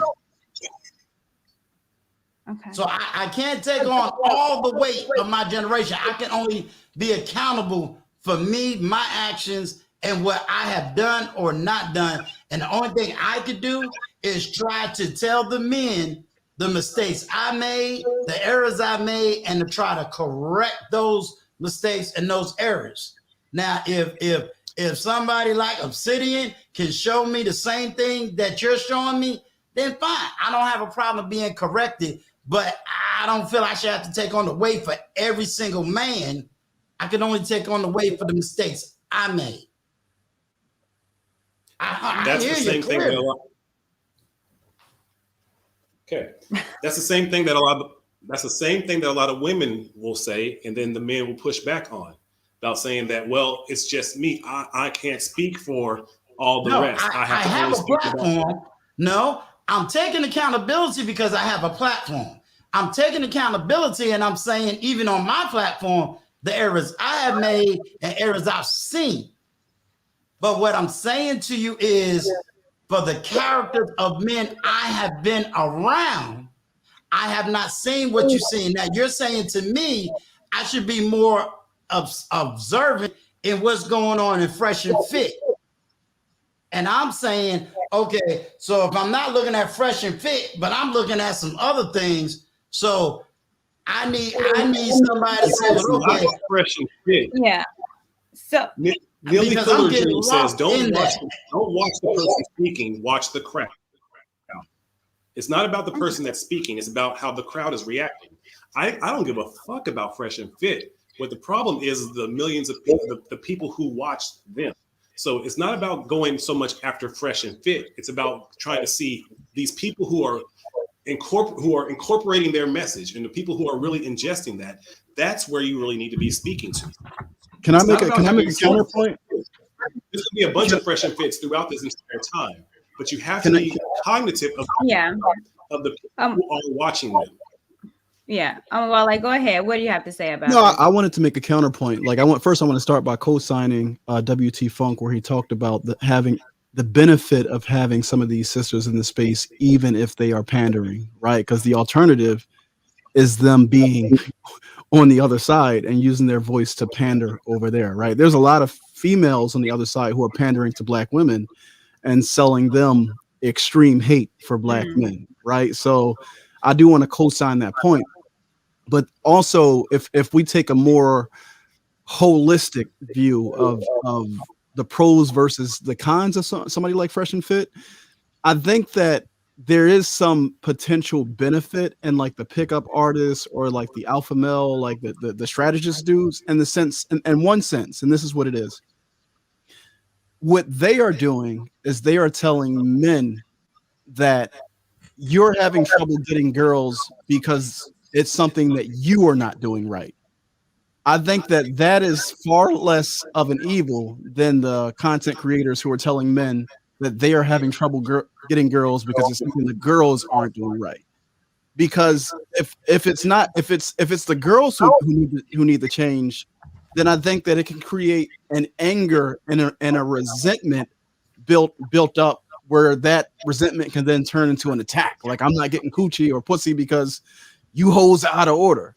But if a pickup artist is telling you like, hey, you need to make changes, then I think that the focus becomes internally, and it's like, well, what do I need to do differently, versus looking externally and then seeing the girl as the point of attack or source where you can kind of like unload your frustration. So just an alternative view. Yeah, I hear you. Obsidian, you have anything to add to this? If you've been listening, I'm sitting here listening. Y'all go right on ahead. I'm listening it all up. Y'all go right on ahead. Yeah. Well, I'm just trying to get clarity on what the funk is saying. So, Pedro, see if you can, if maybe I'm not understanding or what I may be missing, because I'm willing to learn. I'll never say that I'm so old that I know it all. I'm willing to listen. I'm willing to learn. What role or what would the younger generation look for that you would want me to come out and speak to? Because I'm not understanding. So I'm willing to admit I don't understand. So I'm going to you, Patreon, because I'm presuming you and him is on the same page. That's what I was hoping between him and Obsidian. Maybe give me some back points as to, like I said, I'm willing to listen and I'm willing to learn. Yeah, and I appreciate that too, Uncle, because sometimes you don't know what you don't know. Right. So, and if we have someone that's willing to listen and hear and be like, okay, what am I doing? Or especially since Uncle has a platform, what is it, WT? Okay, there needs to be a 1 second. Am I echoing or is everything coming clear? Because I was just making I sure hear before you. I go. You're clear. You're clear. Yeah. Okay. All right. What truly needs to happen is that the elders who are in Uncle's situation, you all need to have a town hall meeting about how to fix and be accountable to some of the things that you have taught us and some of the things that you've been allowed to teach us. It's very blasé to say, well, women need to follow and do this, but you have to understand that we have ingested a culture that is completely archaic. There's no basis of any type of code or religion. It is all just chaos. And that culture has now been to seduce women. And this has happened on your all's watch. You guys are at the end of your days, and you have to, if you want something different for our children, we need you all to start pouring into us so we can learn the things that you've taught us were wrong. And this happens in the Black church. This happens with our uncles. This happens in family reunions. So instead of having our elders still trying to portray that Mac Daddy mode, and you sound just like us now. We need you all to be the grandfathers that you need to be. Our great grandfathers would be beating the shit out of us right now if they saw exactly what our Black community looked like. Our great grandmothers would be smacking the hell out of the Black women if they knew exactly how you all were behaving. But they're not here anymore. They're gone. And we need someone to take their place. But the elders are acting just like we are. We need you all to step up and have a town hall to honestly teach us where we're going wrong so we can see it and then start teaching our young the same. Can I interject? Courtney Michelle, Yeah. I need you to raise up Samantha because here's why I'm missing this whole mark. I'm a Black man that's been married and been through victim of domestic violence, raised 4 daughters, and got 3 through college and 1 in masters. I need to understand once again, what is it you're saying I'm not teaching or people in my generation is not teaching? You're saying that my generation taught wrong. Now, and I'm sitting up here saying, okay, tell me what you learned versus what I learned, because everything that I teach is exactly what I learned. So that's why I'm asking. I'm not getting what is it that you're saying we taught or I taught or my friends taught that I'm not getting it. Yes. Let me to understand so that way I can know, okay, so what am I supposed to be doing? Who's the elders I'm supposed to be going after? I'll make this so easy. Understand. And I'll make this super easy. Uncle Stu, I'll make this super easy in less than 15 seconds, okay? Are you ready? Go to the website, Hip Hop Cartoons, listen to Neely Fuller, and he will explain all of this way better than I can, and that's the last thing I'm going to say. Can I say something here, Court? Go ahead. Yes. I think that this is just a very interesting dynamic that we see playing out right here, right? Because technology has created a situation where for the first time in many generations, we've been able to have this intra-community conversation or intra-generational conversation where we're all in the same space, right? I'm in my 30s, late 30s. I think everybody up here is either in their 30s, 40s, 50s, or older. I don't want to guess nobody's age, right? But when I was growing up, there was a barrier between me and the next generation. Like I couldn't be involved in their conversations the way in which we can have, like YouTube and social media allows us to talk across generations now. And WT Funk made a point about the way in which culture is ingested. And he talked about like the seductive nature or values that we are being imbibed with in this present and future generation. And I just think that we have to be very careful because the way in which culture is transmitted from generation to generation is via institutions, the chief institution among that being the Black family.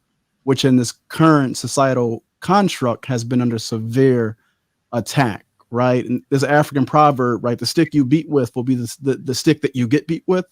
So basically what that means is we have to be careful reaching back and hitting the generation behind us with the stick, because the generation that's coming behind us will then take that same stick and say, why didn't y'all do this? And why didn't y'all do that? When what we need to be trying to do is repair the broken chain, right? We need to be those missing links, right, Court? Those that connects the generations to each other, and we can take on this project collectively. So I just think that if we temper kind of a bit of the passion and just put things in their proper context, then we don't necessarily have to beat up the previous generation. We all are inheritors of the same mess. Damn, I'm speaking with all logic. Where's my passion? Well, I'm pretty sure Uncle Stu is receiving it as passion. I'm not saying it's disrespect, but there's definitely passion there. So, I mean, I'm not receiving that as disrespect. There's where I am confused is, and I'm hoping even Chicago Rilla can clear it up for me, is where, even if I looked at all the men that are 54, I'm trying to figure out what did we say and do. I don't get it. If I don't get it. So if my generation said we shouldn't have gangster rap, which we said in New York, and yet it got produced all over the place, I just don't get what it is that's really being asked. That way, I know what to do. You're telling me now to go to some other guy's platform, and I'm saying, well, okay, if I take what he just got finished saying, then I'm gonna go to somebody in their 40s and say, okay, tell me what we didn't do in our 50s that messed you up in the 40s, so that maybe we can figure out what's going on in the 30s. That's where I'm getting confused. And if I'm wrong, I stand to be corrected again. Yeah. Well, I know where you're coming from. And let me say this, because this is a lot of, talking points when we talk about women, and when you see women on Kevin Samuels and, they're 30 plus, not married, have children. And it's, we can say the failures of our mothers, the failures of our fathers, which is the previous generation. However, right now, we are all of a particular age. We are now holding the fire, or having to instill this on the younger generation, the people in, the teenagers, the 20 or middle school. It's on us now. We can't depend on the elders that didn't do it for us, because the time has passed. I'm 38 years old. I can't look at my mother and say, you should have taught me this. I should have learned this. It's over now. I'm at an age where now I got to be accountable of my actions, and whether I was taught it then or I'm learning it now, I can't go back. There's nothing that my grandmother can teach me now. What I can do is have a platform. Your grandmother teaches your daughter. That's how it's supposed to be. We're supposed to parent our kids, but we can't. The kids ingest from the grandparents way better than they do the parents. But the grandparents are not pouring into the grandkids. They are still acting like we are. That's what I'm saying. We can't control that. We can't control that. You can't put that on me. We can ask for them to pour into us in a better way. That's why I want him not to focus on Fresh and Fit, but the people who are watching Fresh and Fit.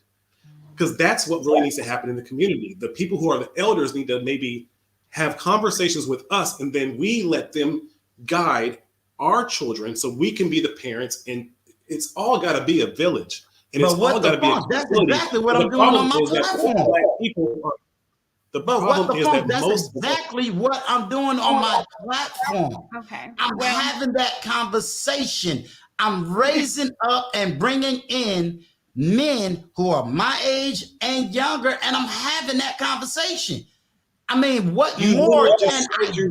I don't have a 500,000 subscribers. I don't have a 500,000. I barely got 1,000. But I'm having that conversation. I don't know what else to do. We get you. Go ahead, Rilla. Yeah. I'm gonna just tell y'all what it looks like from the outside looking in. I'm sitting in the back and I'm watching. Right. What he's asking for in my generation, we complained a lot about the previous generation who didn't properly pass the baton to us. Okay. Right. And then you see some of these leaders that still hold on to the baton and refuse to pass it to the next generation. And I think about the Jesse Jacksons and the Al Sharptons. When What the Funk was speaking, I don't know that it may have sounded like it was directly aimed at you. I didn't take it that way, because when I deal with the young bloods here, I put in the chat, I know enough about the Uzi verse, the Lil Durks, the King Vons. I know, I don't listen to the music, but I know enough about them and their movement so that I can connect with them. And that's kind of what the Funk is talking about. But what you also have to understand is that Uncle Stu is called to a particular assignment. And some of what you're asking him to do, he's actually doing. Now, if there was a way maybe to tamper it down a little bit and convey the message in a way, maybe he speaks to his peers, or maybe he shares the message differently, or maybe bring up more people and have conversations with young bloods. I mean, you see some of the conversations on platforms now where younger adults are coming up 23, 26, and they're being able to give us a space and a voice. But I'm just telling y'all from the outside looking in, and I don't know what direction, Court, which way you were going with the topic tonight. You guys are missing each other, and it probably would be better just to exchange information behind the scenes and have the conversation. But you guys, I don't want nobody to ever think that I dismiss any age group or any generation. I say when I'm on live or I got an email me. I'm willing to have a conversation. I really am. I'm willing to sit down and listen to anybody who's willing to have a conversation, and I will help anybody to have that conversation. And I know Obsidian is an intellectual, well-read. He's deep in the community.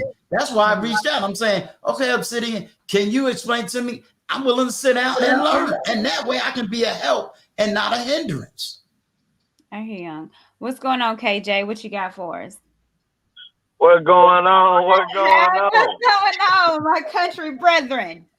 Hey, I got my partner in Chicago really online, man. You know, I got my brothers Obsidian, Miss Uncle Stu, I got Omar Wale, I got What the Funk up in the house, man. You know what I'm saying? And we just topping it up like black people, man. You know what I'm saying? They have some common sense, right? I want to say, based on what I was listening to, when the brother was talking about the generation before us supposed to set, some type of example of standard, right? At a certain point in time, what I believe, and it's just my opinion, as a man, it's up to me to rectify my direction and guidance on where I want to go. My own experience has taught me to get myself online. Cause see, I used to be a Pookie and a Ray Ray. You know what I'm saying? I used to put the pistol on folks, sell dope, all that old extra dumb stuff, kicking in doors, carjacking. I was doing all that, man. You know what I'm saying? But it took experience for me to put myself back on the right track. You feel what I'm saying? Because it didn't happen. I wouldn't listen to y'all. That's just like that young brother, Young Dolph, right? Out of all them interviews he was having, everybody was telling him, hey, man, have you thought about moving out of that city? This man done been on like 7 interviews with people saying the same thing. You feel what I'm saying? So it's like, you got to give it to who ready for it. That's what type of world I live in. You know what I mean? Like, cause even though the old heads were trying to give it to me when I was younger, I wasn't receptive to it. I didn't want to hear it. And if you got a problem with it, we can fight about it. So this the same mentality that this younger generation displays today. They like who they like, and they don't mess with who they don't mess with. You know what I'm saying? So we can only give it to who is ready for it. And it's sad to say, but we can't force feed this thing. You know what I mean? I ain't trying to throw shade on anybody else's platform or something like that, but I don't listen to who y'all talking about them, because to me, they squares to me. So I don't listen to anybody. I stay in my own lane. You know what I'm saying? And anyway, Courtney, man, keep doing what you're doing. I'm proud to see you. I was trying to holler at you in the chat. I said, she's just trying to make me get online, man. But anyway, man, Well, thank you, No, KJ. no, go ahead. Well, I was No just doubt. telling you, I appreciate you. You've been just super supportive of me. So thank you very much. No doubt. Yeah. No doubt, man. No doubt, Like man. what KJ said is right, because at the end of the day, we all got an assignment and we all got an audience, right? KJ, with his background and his experience, he's going to be able to reach a demographic that some of us might not be able to reach. Same Yeah. thing with Right. Onk, same thing with Obsidian, same thing with Chicago Rilla.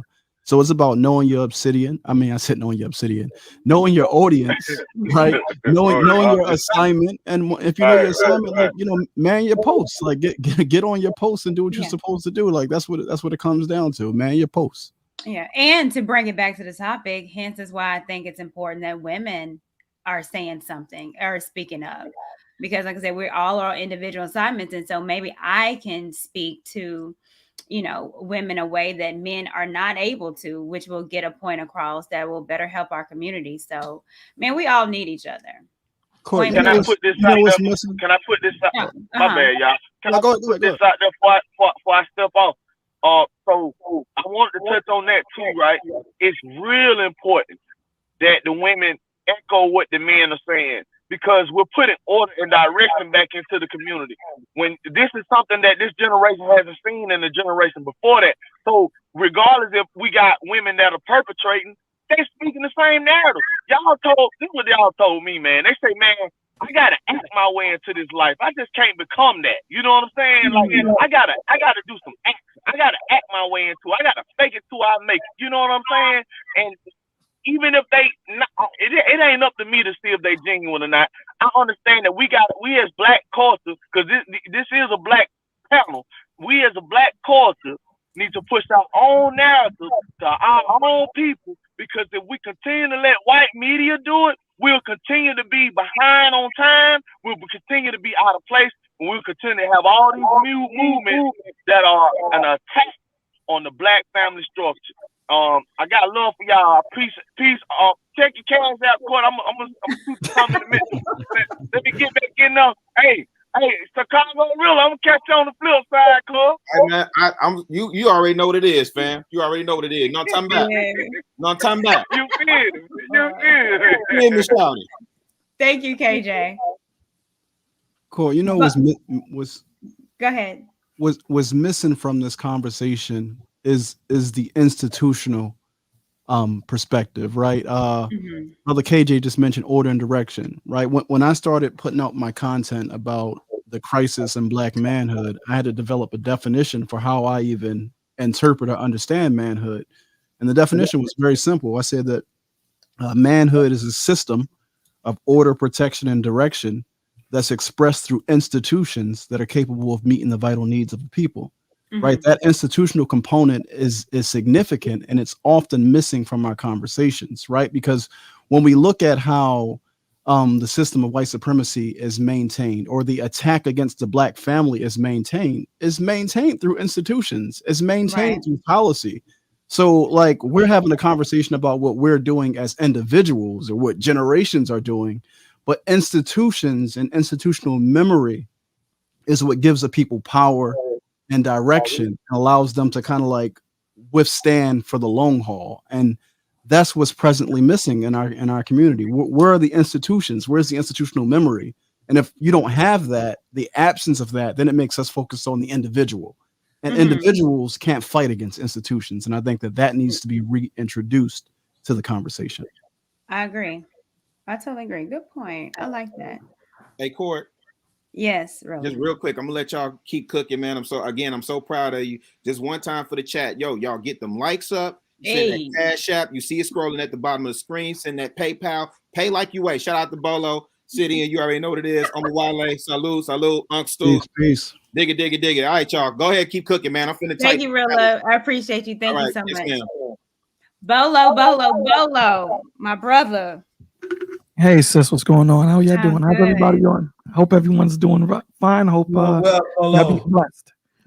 What's the deal, y'all? Good. Bolo, Peace, I don't brother. know what part you catch. We've been talking about a lot. Women in this atmosphere. Are women allowed? Do men want us? And then we kind of flipped it. Now we're talking about generational, as far as, what did, the generation, prior to us, how did they help? Did they put us in the frame of where we are today? So we've been talking about a lot.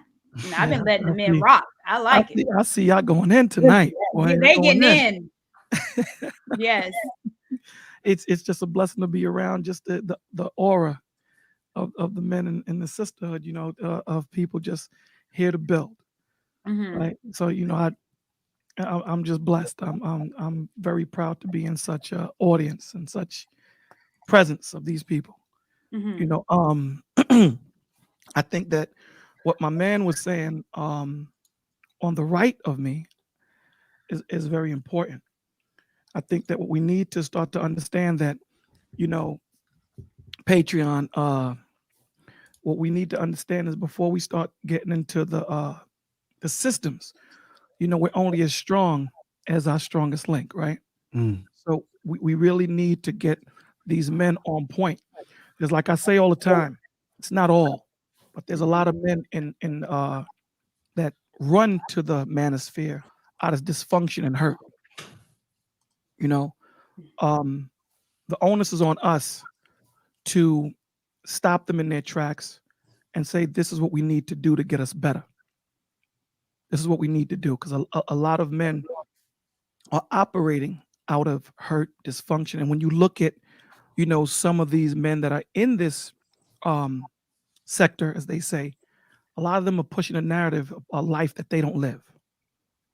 They're not giving them growth.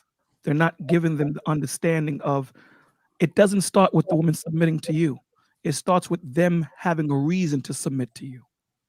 And there's a big difference. Why would she submit to you opposed to the other dude? It doesn't matter where you go.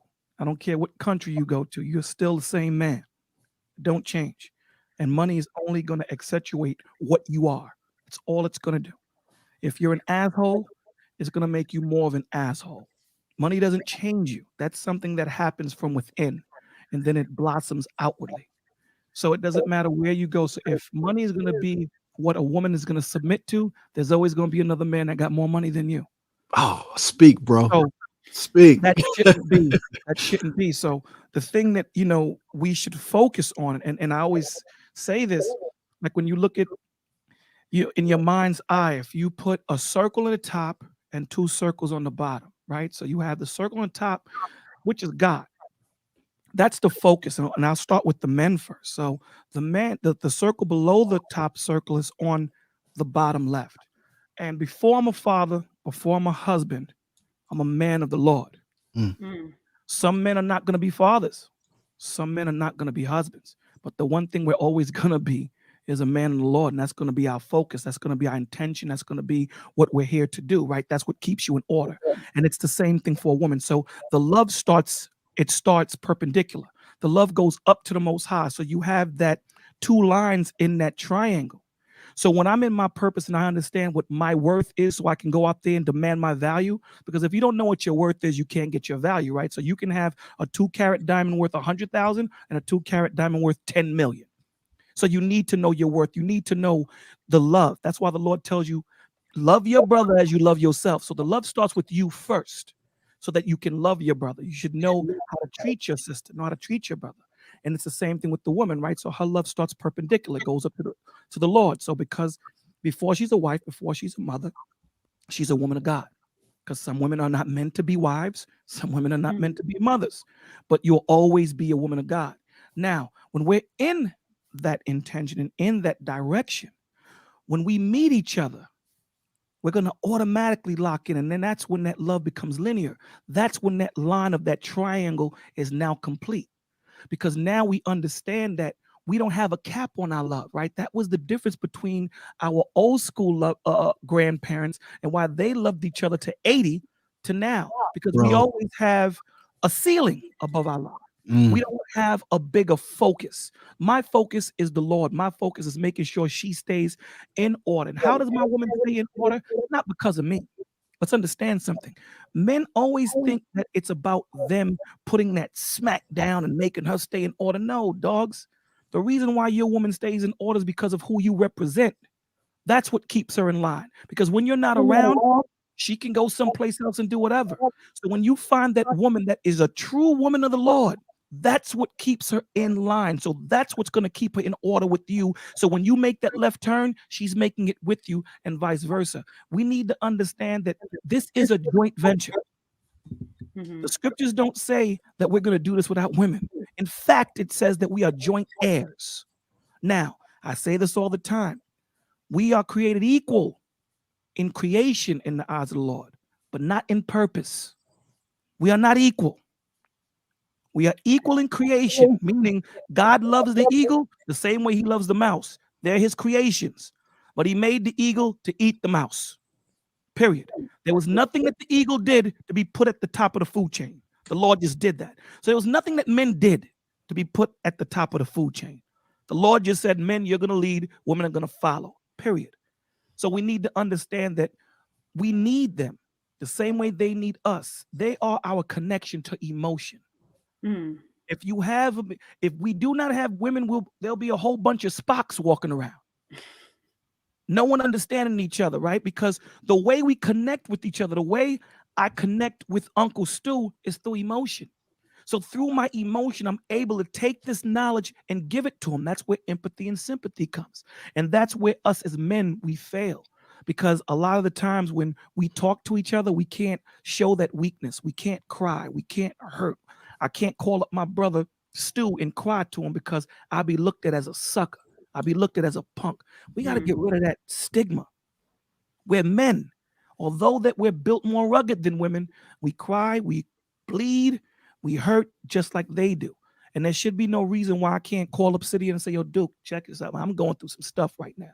I don't need you to break things down. I just need you to hear me right now because I got to get this stress off. We can't do that. You know what I'm saying? So women, you guys have been doing that for eons. Eons. We're just starting to do this, right? And that's why I think, with the Manosphere, why you have a lot of men angry because now they're just starting to talk. And I think it's going to die down a little bit as we start to converse and we start to speak and we start to get therapy. Can I? Whew. Hold on. Hold on, Court. I'm sorry. I'm sorry. I just had to give him that real quick. But yo, what's the brother's name? Bolo TV. What he said about the anger in this space, and in many ways, the way that we are presently failing in our manhood. I want to bring an issue to the table that I think is going unseen. And Obsidian, you can feel free to push back on me on this, and chances are you will. But I think that the commodification of the dating market is going to come back to bite us in our ass big time. And what I mean by that is, explain that. A lot of us are pushing what I refer to as auction block culture, but which better known as in this space as sexual marketplace value. And the issue that I have with that is that if you look at, again, if you start looking institutionally and you start looking at macro trends happening in society, the large majority of Black men are approaching the dating market knowing that they don't have the economic capability to support or uphold the responsibility of a family. So therefore, the way in which they are engaging with the women, with the sisters, is really just from a sexual nature. Like, we're not trying to close the deal in marriage. So what that ultimately ends up happening is, if sisters understand, well, like, damn, my SMV is being impacted based upon like who I am presently dealing with, what's going to end up occurring is sisters are going to become very transactional, right? In their engagements.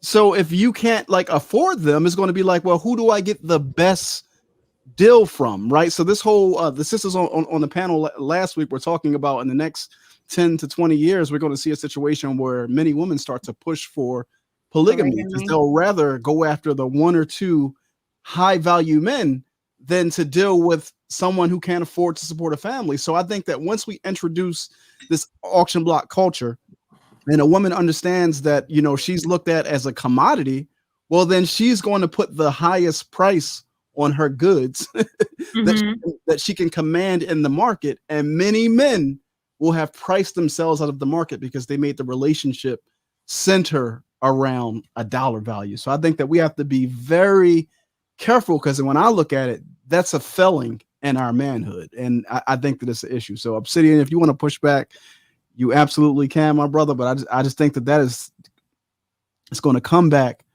to bite us in our ass when a huge percentage of black men are priced out of a market that they've created. Okay, let me jump in on that. I like My question is, I'm gonna take it to another level. Mm-hmm.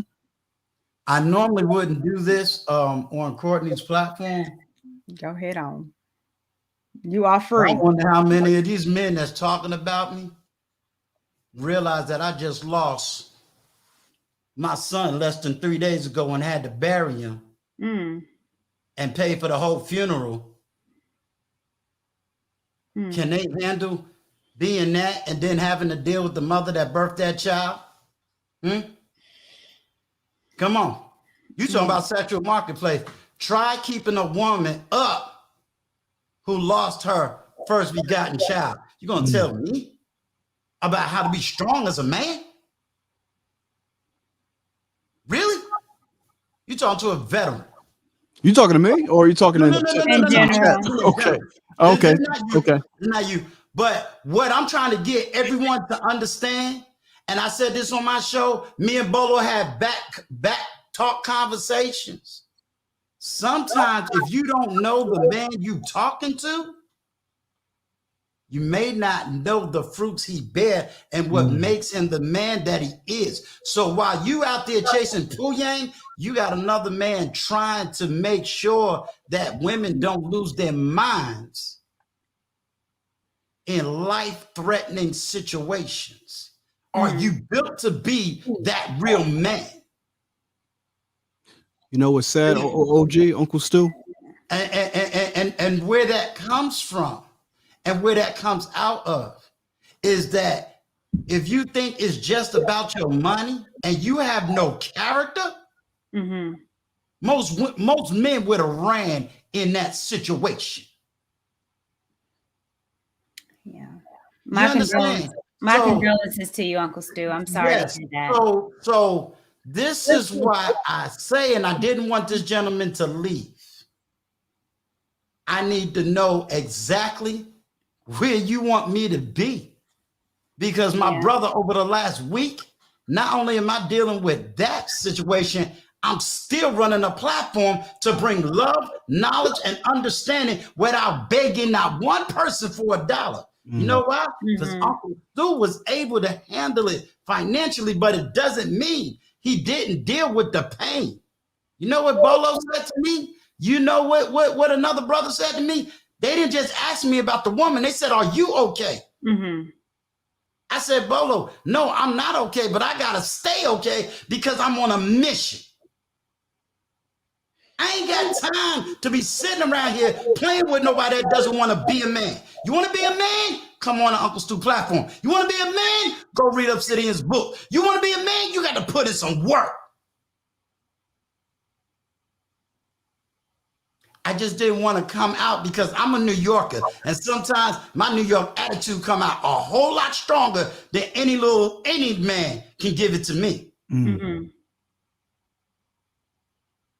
I remember Obsidian talking about something. I dare any of these men, go to the Middle East and let's see how you can hang. Go see what those brothers are dealing with. So in America, we very well protected in theory, but it takes a lot to be a man. Not every man can endure what I'm leveled to endure and still get up here and smile and say, "Courtney, I love you." Yeah. Do y'all understand? I'm not here for empathy. I'm not even here for sympathy. God got me. So my brother Africa, you know, my Islamic brother Obsidian, of course, Bolo TV, I say to any man, are you really built for this? You really built to be a man? Because to be a man, it takes work. And some of us got scratches, scars, bruises. Some of us been through trauma and pain, but we came through it. But are you really ready to be a man? Because if it's all about the pooyang, That's easy. That's Bro. easy to get Pooh-Yang. But can you be a husband? See, I tell a woman in a heartbeat, a lot of them, all you want is the wedding, but are you ready for the marriage? That takes hard work and commitment. It's easy to get the Pooh-Yang, but can you endure the marriage? Can you endure the marriage? So what benefit does it bring you? I tell women, you need a man that got shoulders and not just running around swinging his hips. Mm-hmm. So you want to build an institution in Africa? That's already being built. Respect. I'm already building a network. Whether you call him Jesus or Allah, I'm sitting up here on a platform with Mr. Obsidian and you and Bolo. So guess what? All I'm saying is, you said institutions. The institution is being built. It's being built. And I need you to help me expand it. I need Obsidian to forgive me for anything I have done and reach his hand down. I don't want Obsidian's money. I just need his hand. I don't need O'Shea and his money. I just need his hand. 5 fingers is on one hand. You grab it together. We got a fist. And that means power. That means I need the 40-somethings, the 30-somethings, the 20-somethings. I need Courtney Michelle just as much as I need TJ Randolph. And I'm sorry to say, but there are some people who's going to die in the wilderness.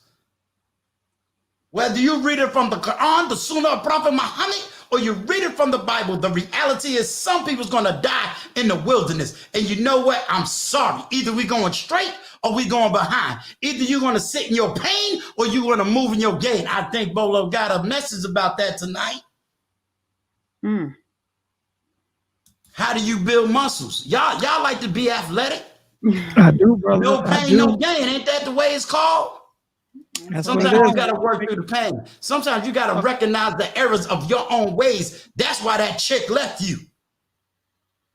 Not everybody's relationship ended because of just what she did. We all got to recognize we all had a part to play. I should have never got married. It wasn't her fault. It was mine. Why? Because I should have recognized I wasn't on my purpose at the time I got married. Does it mean that I deserve what I got when I was married? No. But the reality is, if I would have had some discipline, I wouldn't have had a child out of high school. If I'd had some discipline, I wouldn't have had a second child out of wedlock and marriage. So what am I trying to do? Tell the young people, don't do what I did so you won't receive what I got. Maybe by the grace of God, I live so that you can live. So the next time somebody want to challenge me, come on up here and let's go life for life, pound for pound, issue for issue, and let's see who becomes a man. Yeah. Well, I hear you, Ung. Thank you for that. And again, my condolences to you. I did not know that you was going through that. Yeah, definitely. And I think that speaks a lot to men. What you have to put on your shoulders and keep it with a straight face and sometimes with a smile. That's right. Sometimes you got to walk this life like everything is okay when at home it's not. It's not. Yeah. And that speaks to your strength. So my prayers to you and your family, Unc. Yes. And like I said, I'm just trying to teach people how to be a man, because as Bolo and I and Obsidian knows from our own theology, you can't talk it. You got to walk it. Talk is cheap. I could sit here and blame Courtney all day, Obsidian all day, you all day. But at the end of the day, I got to look in the mirror and I got to pay the bills. When it's time for me to get a job, they're going to ask me about my mama, my daddy, and what woman I have. No, they want their bills paid. Yeah. We live in a worldwide information age. There's no more excuses. So Samantha, I love you. I understand who you are. I understand, you thinking generation. I got you. Uncle Stu loves y'all, man. I love y'all. Yeah. This ain't a Well, game to me. what I can say about this, everybody on this panel is here because we want to work. That's it. We want to work, and we want to work to better what the hell we got going on. And I do see progress. And so for that, I thank you all. You're welcome, Courtney. Well, all right. Well, this has been a show. So I'm going to let my guys go. Thank you again, Obsidian. I hope you are done eating. Okay. Yeah. When black men eat, they get quiet. Someone put their foot in that food. When I tell you, Obsidian, but I'll get it here for another time. Bolo. Courtney, what up? What up? Yes. Well, Bolo, tell me about what you got going on. I've asked all the gentlemen. So since you up here, tell me about you, what you got going on, your page. Where else you going to be preaching at, brother, now? Well, thank you. Thank you so much for allowing me up on your panel. Excuse me. Bolo TV, it started off as, exclusively, but primarily, but not exclusively, as mental illness and depression for men, because we didn't have a place where we can talk, a place where it was safe, a place where we can come and just hurt and grow. You know what I'm saying? Because any other place that we go to, we're made fun of, we're called weak, we're called dysfunctional, we're called broken, and all these certain things. So I searched and I couldn't find a channel that really spoke about that. And you have so many men at young ages that are broken. And a lot of reasons why we have children being born out of wedlock is because, men and women are connecting out of their trauma and not knowing, right? So, again, through talk therapy, one of the best things to go through, because it actually helps you to relive what you've gone through so that you can take that 8-year-old child and kind of mature them up to the 35-year-old you that you are. So it kind of grew into women, children, older men, older women. So now it's not only about, men. It's a place where we come together and we build, and it's biblically based, right? So we show you where, your spiritual dysfunction came in. It's like a cell phone, right? If your cell phone is not connected to that network, then it's just a glorified brick. So us as human beings, if we're not connected to our spiritual network, we're just walking around with outdated, software. So tonight we're going to be talking about growth through pain. And like my man Uncle Stu said, that we have to stop mistaking movement for progress. We have to stop, mistaking that, a lot of us as men, we get caught up in thinking that gliding is flying. We don't know the difference, right? See, when you glide, you have to land. You don't fly under your own power. When you fly, you land where you need to land. You pick and choose. And that's the difference. So we have to do the work within ourselves, right? Yeah. So we won't have these issues that we have with women because, again, when you know your worth, you go out there and get your value. So if I know what I'm worth, my standards are going to be held to a certain place. So I'm not going to be messing with these thoughts the same way if a woman holds her value, she's not going to be messing with these Pookies and Ray Rays.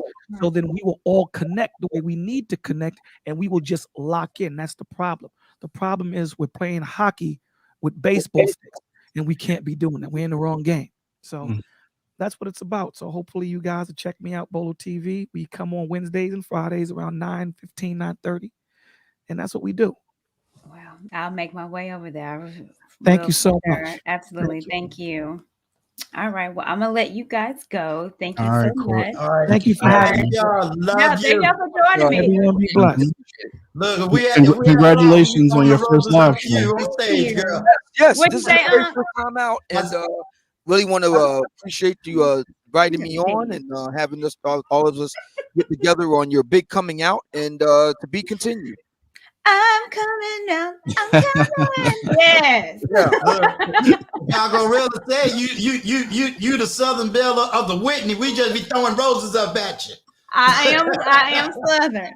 All right. Thank you guys so much. I appreciate you. Thank you. All right. Appreciate y'all. Much love to you. Thank you.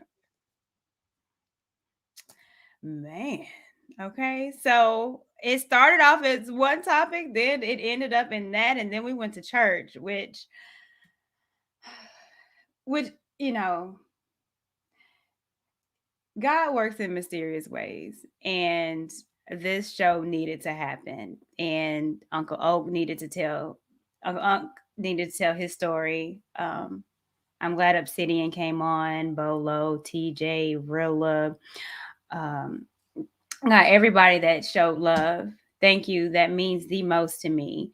And I think this show is going to be what it means for my show, and its growth, transparency, and for us to work together, because I don't give a damn. Men need women, and women need men. We need you. It ain't a want. It's not you an accessory like I carry a purse. I need you. So let's make it happen. So thank y'all for supporting. I think I'm gonna do this Wednesdays. Wednesdays is kind of my thing, so I like this. So tune in on next Wednesday. If you haven't subscribed, hit the subscribe button, share my it, and meet me back here on Wednesday where we talk, get real. I almost cried that time, so y'all know how I do. So, anyways, thank you so much. I love you guys. Thank you for supporting. See you next Wednesday.